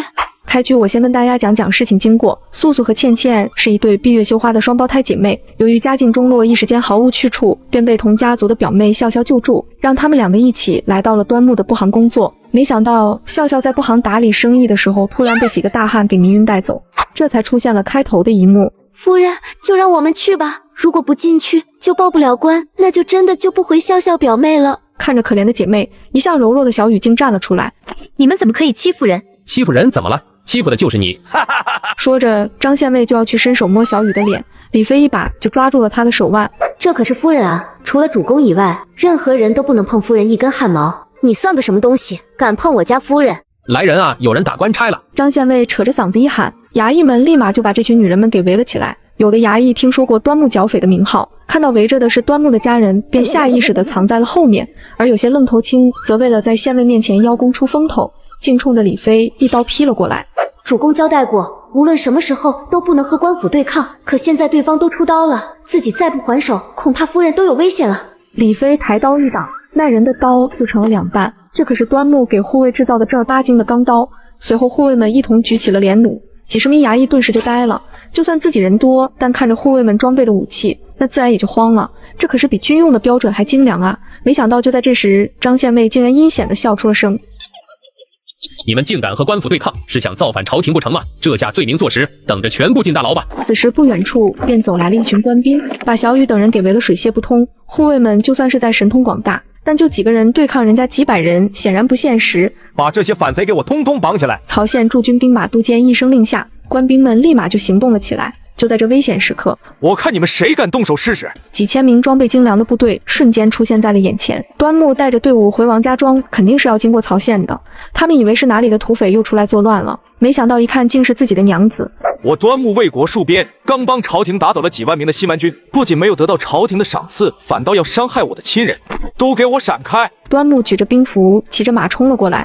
其他官兵看到是兵符，赶紧闪开，为其让路。小雨看到是端木回来了，委屈地钻进了端木的怀里。官人，你再不回来，我们家都要散了。我恐怕都要被他们……娘子，别害怕，我回来了。小雨哭得梨花带雨的，她从小就被继母虐待，结婚以后又被穿越之前的端木打，心里本来就有阴影。经历过这次事，小雨被吓得一时间都反应不过来。误会啊，我不知道这是将军的家人。都监一看这种情况，赶紧解释着。不是说对方就是个平民吗？怎么会有兵符，而且还有这么大的部队？原来他是受了魏公子的指示，才跑来做这种事情的。魏公子的家族本是供应县城最大的布行，如今都被一个叫端木的人给抢了，而且以前笑笑的家族就是被魏家给搞破产了。现在看到仇人家的女儿竟在最大的布行打理生意，便安排了贴身护卫抓走了笑笑。早就听说端木的纺织技术一流，便威胁笑笑说出是如何纺织的。赶紧交代，说了我就把你放了。我就是死也不会说的。魏公子气得一巴掌就扇了过去。你不就是小妾吗？用得着这么舍命护她吗？如果你说出来，我也能养你啊！哈哈哈。小雨把这些天发生的事一一给端木讲明白以后，端木彻底的愤怒了。刚才是哪只手想要摸我的娘子？给我站出来！完蛋了啊！魏公子，你可是把我们害惨了，就为了你那1000两银子，我小命不会丢了吧？说着一束刀光闪过，县尉的胳膊唰的就没了。从今以后，我这里再也没有护卫，没有镖局，他们全部是端家军。只要朝廷敢逼迫，我就反了。我本是21世纪物理男博士，身价过1豪车无数，身边的妹子都得绕地球2圈。意外穿越古代，我竟变成了穷小子。利用现代知识，我成功发家致富，并且制造超前武器，不仅大大增加了朝廷每年的税收，甚至帮助朝廷打败列强。没想到朝廷竟如我妻子，害我家仆，凶手逍遥法外，我不得不在这个乱世崛起了。朝廷是真拿我当成任人摆布的棋子了吗？当我没有脾气吗？你们不给我一个说法，我跟你们没完。端木兄弟别急，这其中肯定有误会，我立马给你想办法找到凶手。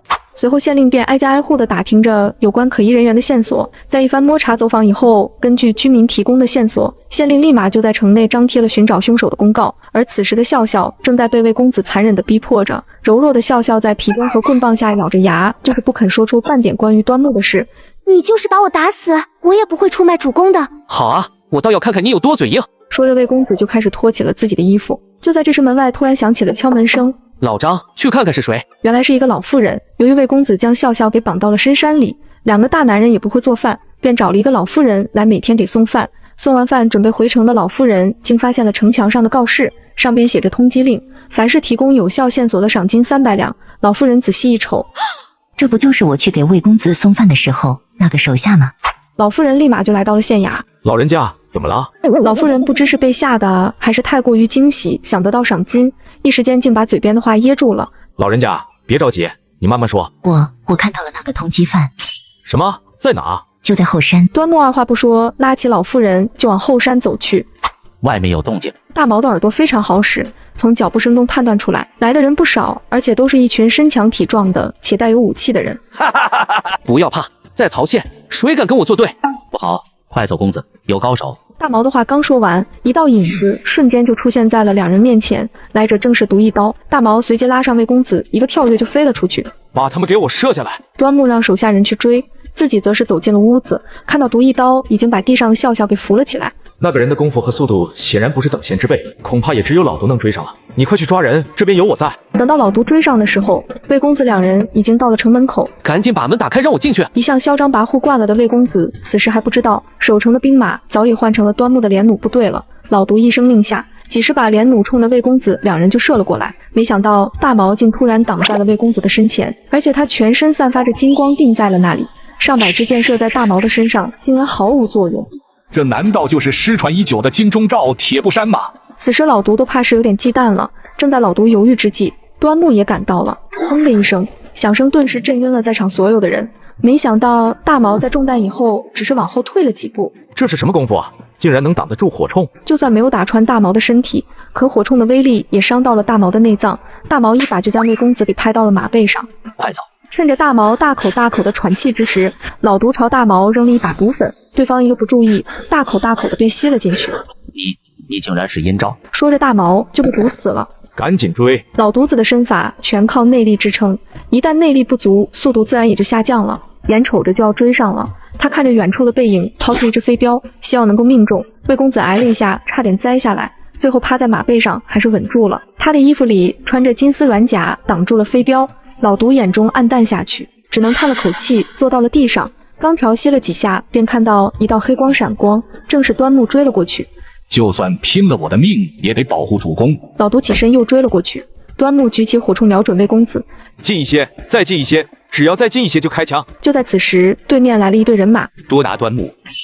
我去，怎么突然冲出来这么多人？端木调转马头就往回跑，杀魏公子是要紧，但自己命更重要啊，顾不上太多考虑。端木策马狂奔的跑着，上马！半路看到老毒，便一把他拉到了马背上。主公，你先走，让我拦下拖延。不用，端木不可能让老毒一个人去拦截对方几千兵马，功夫再高，毕竟年纪也大了。两人往回跑的迎面又遇上了一批兵马，而这正是端木的精兵。两军对峙，对方看到端木装备精良的部队，也不敢轻举妄动了。兄弟们撤啊！端木并没有追上去。追上去虽然可以轻松灭了那支军队，可是如果杀了朝廷的军队，那等于是彻底决裂了。眼下笑笑也就出来了，张献威的手也砍了，也算给娘子报仇了。战士们打了胜仗，本该是光宗耀祖的事，而他们走到村口，却谁都不敢进村。原来是村口站了一排排的女人，她们个个手持小皮鞭，脸上洋溢着一股阴气的笑容，空气中顿时充满了荷尔蒙的味道。原来这些女人都是士兵们的妻子，一连上了战场几个月，她们也想丈夫了。看来今晚的王家庄又是一场恶仗啊！主公，什么情况？敌人今晚会来攻村吗？你也老大不小了，赶紧娶个媳妇吧。这一夜果然风雨交加，一直到了第二天中午，端木也才被门外的段鹏给叫醒。主公，朝廷的圣旨来了。迷迷糊糊中，端木走了出来，原来是岳天将近来几次战役的来龙去脉仔细跟皇帝说明以后，不仅平反了近来被污蔑造反的事，甚至皇帝一听有个这么精明能干的人，直接给端木封了一个开国男的爵位。不过有了爵位，肯定会再分一个封地。没想到皇帝竟把王家庄赏给了端木作为封地。什么？皇帝也太不地道了！名义上给了封地，其实跟没给有什么区别？就算不封王家庄，那王家庄本来也就是主公统领。皇帝老儿一直都很狡猾，咱们以前在军中又不是没见过。是啊，当初岳中老将军也被他害得不行。他们这帮以前退伍的岳家军都知道，岳中为了朝廷连年征战，可朝廷不还是一样对他们岳家军不信任？以前都是朝廷养着兵，不敢轻易讨论皇上，可如今他们只认一个人，那就是端木主公。正当大家都为端木抱打不平的时候，端木竟笑出了声。行了，大家以后可有的忙了。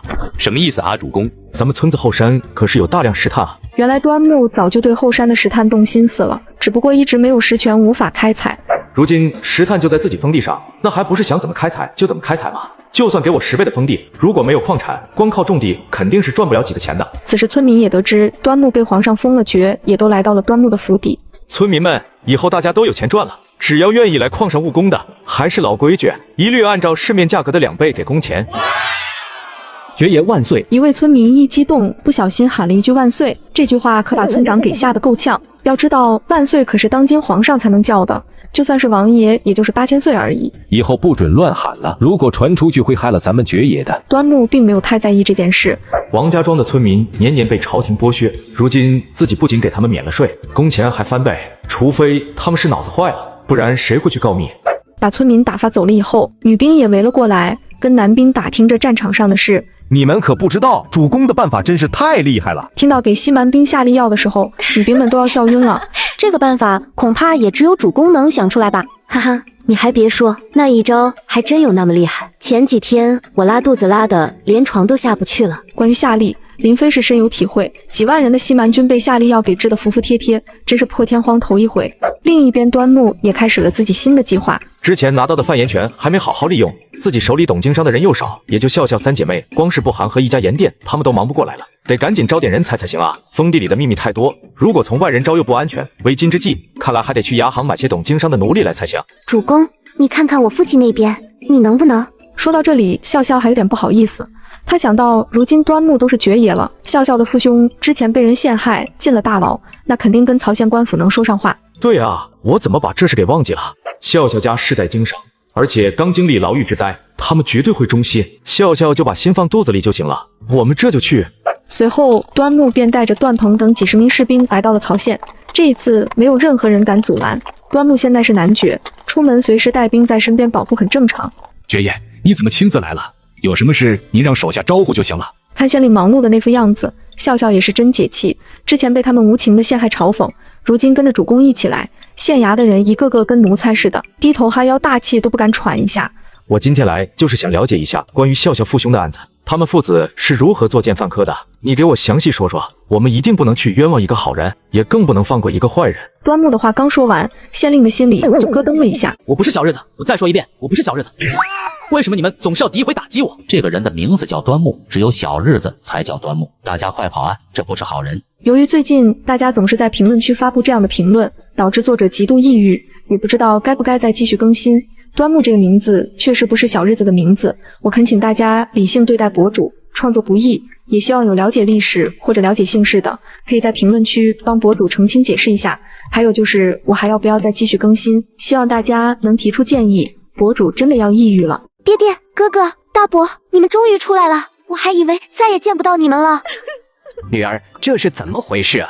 多亏了端爵爷才把你们救出来的。女儿，你受苦了。谢谢爵爷救命之恩，我们无以回报啊。小女芳龄18，如若爵爷不嫌弃，恳请爵爷收下小女当妾。掀起来再说。爹爹，你别乱说。好了，我们先回去吧。我家闺女要是也能嫁给这样的爵爷就好了。爹爹，你进去以后，我就被卖到了花楼。都是爹拖累了你啊，爹该死，爹该死啊！爹爹，你别这样，多亏了端爵爷把我赎了出来，他没有把我怎样。爵爷人特别好，爵爷知道我们家以前开布行有些经验，便让我在爵爷的布行管理生意。这次爵爷把咱们一大家救出来，也希望咱们能一起衷心为爵爷效命。笑笑，客房都安排好了，今晚你们就好好聚聚。爵爷您来了，笑笑都跟我说了，您放心，以后只要您一句话，我们在所不惜，誓死效忠。哈哈哈，很好，明天你就去京城选址开布行。父亲，这一连转了一天，位置好的地方都有人已经开了布行，这下可怎么办啊？先回去跟爵爷汇报一声吧。我怎么把这事给忘了？京城的布行都是魏公子开的。魏公子就是绑架我的那个魏公子吗？对，就是他。上次没有能打死他，让他侥幸逃了。这次，呵呵，那就生意场上见吧。那我们在哪开店啊？总不能在没人的地方开吧？就在他对面开，我看他能怎样。而且我们要打造最新最潮流的颜色。什么是潮流啊？呵呵，一会你就知道了。这是什么颜色啊？真是太漂亮了。是啊，主公，这是什么颜色啊？快告诉我们吧。这叫蒂芙尼蓝。啥？蒂芙尼蓝是什么东西啊？蒂芙尼蓝不是东西，在后世，蒂芙尼蓝让多少女子着迷，花了一笔又一笔的钱，都乐此不疲。主公，你在说什么呀？啊，没什么，没什么。主公，这种颜色咱们是独家出售吗？还是提供给布行批发？限量供应。我要买蒂芙尼蓝布。我也要，我也要。大家不要抢，排好队，一个一个来。爵爷，不够卖，根本不够卖啊！咱们的蒂芙尼蓝真是太抢手了，不光是城里的富人买，就连平民百姓都挤成堆的要购买。哈哈，魏公子那边什么反应？现在好多人都找他们退货，都来咱们这边买布了。你这什么破狗屎蓝，也学人家叫蒂芙尼蓝，赶紧给我退了！你看人家对面的布，那才叫极品呢。是啊，我也要退。没穿过没用过的布，可以给你退掉。要是恶意找茬的，你们也给我掂亮点。端木，你给我等着，我跟你没完。舅妈，我不能活了。不要着急，我的乖侄儿，你慢慢说。从乡下来的山村野夫，竟然在城里开布行跟我作对，生意都被他们抢了。舅妈为我做主啊，让我舅舅安排人把他们拿下。你舅舅可是当今朝廷太尉，舅舅不是把朝廷要给西蛮国上贡的碎布都交给你去做了吗？他们再怎么卖也顶不上你1年5万匹的碎布啊！魏公子最大的出货渠道就是每年给西蛮国的碎布，可据我所知，今年我们刚大败西蛮军，西蛮国的碎布很可能取消，到时候魏公子没了收入，看他还怎么嘚瑟。皇上，今年岳家军大败西蛮军，老臣的建议是不再给西蛮国上贡，每年大量的给西蛮国贡献金银细软，可他们还是不知好歹来侵犯我国边疆。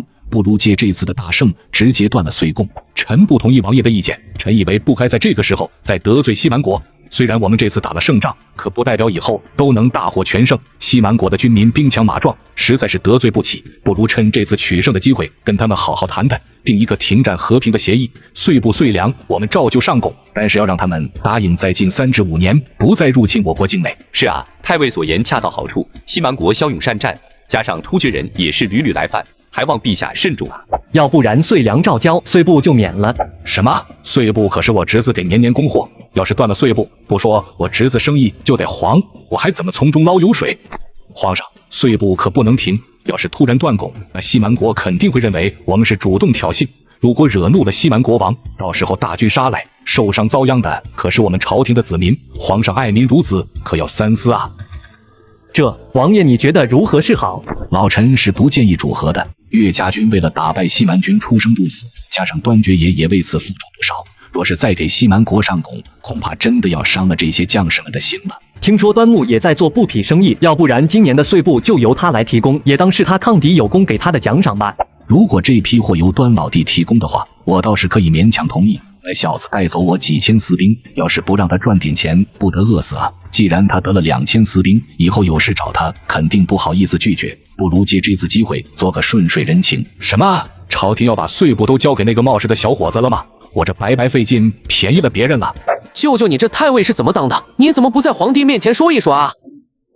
你给我滚出去！竟敢在我太尉府放肆！舅妈，你快帮我说说舅舅啊！不要骂侄儿了，侄儿近年来也没少帮咱家赚钱，没有功劳也有苦劳啊。你去跟皇上再说一说，看能不能继续让侄儿制造岁布。皇上说的话，那是能随便改的吗？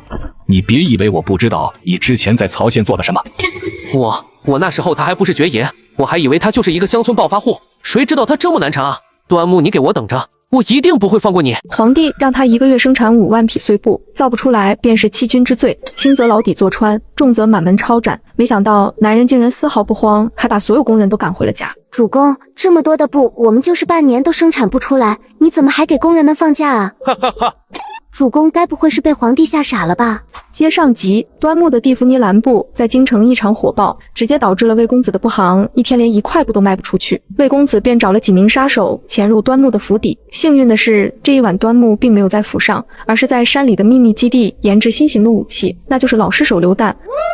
老式手榴弹虽然没有新型的威力强，不过以目前的材料也只能制造出这样的了，以后肯定用得上。另外，他还利用山里的石英砂炼制成了一颗颗晶莹剔透的玻璃球。等把所有事忙完，也已经到了半夜，便在山里睡下了。可他娘子就惨了，2名杀手摸黑走了进去，只看到小雨，并没有发现端木的身影。正当其中1名杀手要对小雨下手时，不要打草惊蛇，先撤。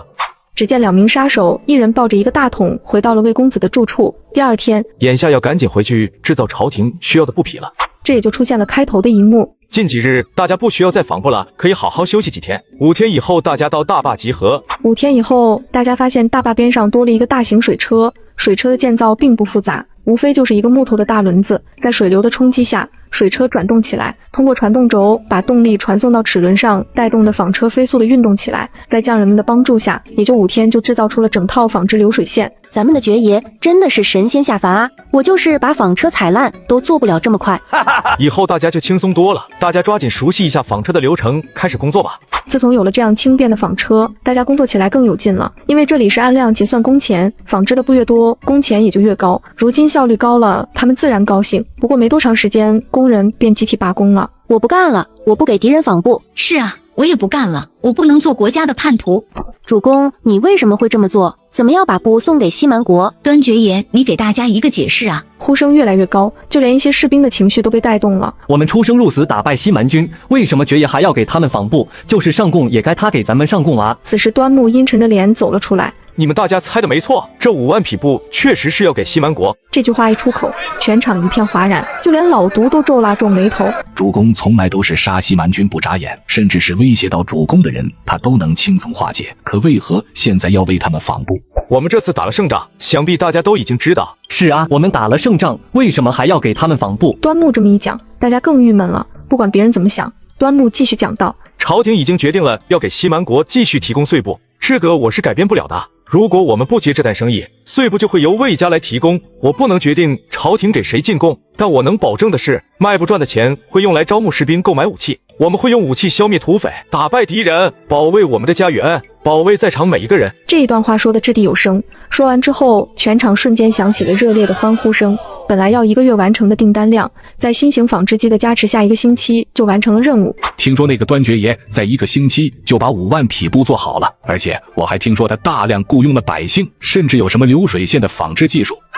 舅舅不必在意，那算什么？碎布而已。你可不知道，咱侄儿最近可是正大发了。眼下魏公子已经不把朝廷碎布生意放在眼里了，原来就在之前。公子，您交代的任务没有完成，不过我们在他们的染坊偷了2桶染料，好像就是你说的那种蒂芙尼蓝。这次没能宰了他，不过你们也立了大功了。魏公子身边的匠人们按照偷来的染料也研制出了盗版的蒂芙尼蓝布，蒂芙尼蓝一经推出，比普通的布高达30倍，一时间也让魏公子大吃了一笔。不过这件事很快就传到了端木的耳朵。什么？他们也制造出了蒂芙尼蓝？肯定是假冒的，除非他跟我一样也是穿越过来的。老毒，这件事交给你着手调查，速去速回。是，主公。老毒花了大价钱从那些匠人们的口中得知了事情缘由。主公，据魏公子身边的匠人们说，前天听说是魏公子安排人潜入我们府上，偷了2桶染料，魏公子让他们模仿调配的。什么？呵呵，果然是他。主公，我去把他做掉。不用，你做不了。这些人都是当朝的亲信，不可轻易冒犯。大家瞬间不淡定了。不过大家不用担心，我自有解决的办法。怎么吃进去的，让他们怎么给我吐出来。李雪，你带上咱们的蒂芙尼蓝布给郡主送去，告诉郡主这些布咱们大量有货。另外这2颗珠子也烧给郡主。哎，主公，这可是价值连城的宝珠啊，我怕我给搞砸了，你还是换个人去吧。就这破玻璃球，1天我能造几千个，赶紧去吧，丢了也不让你赔。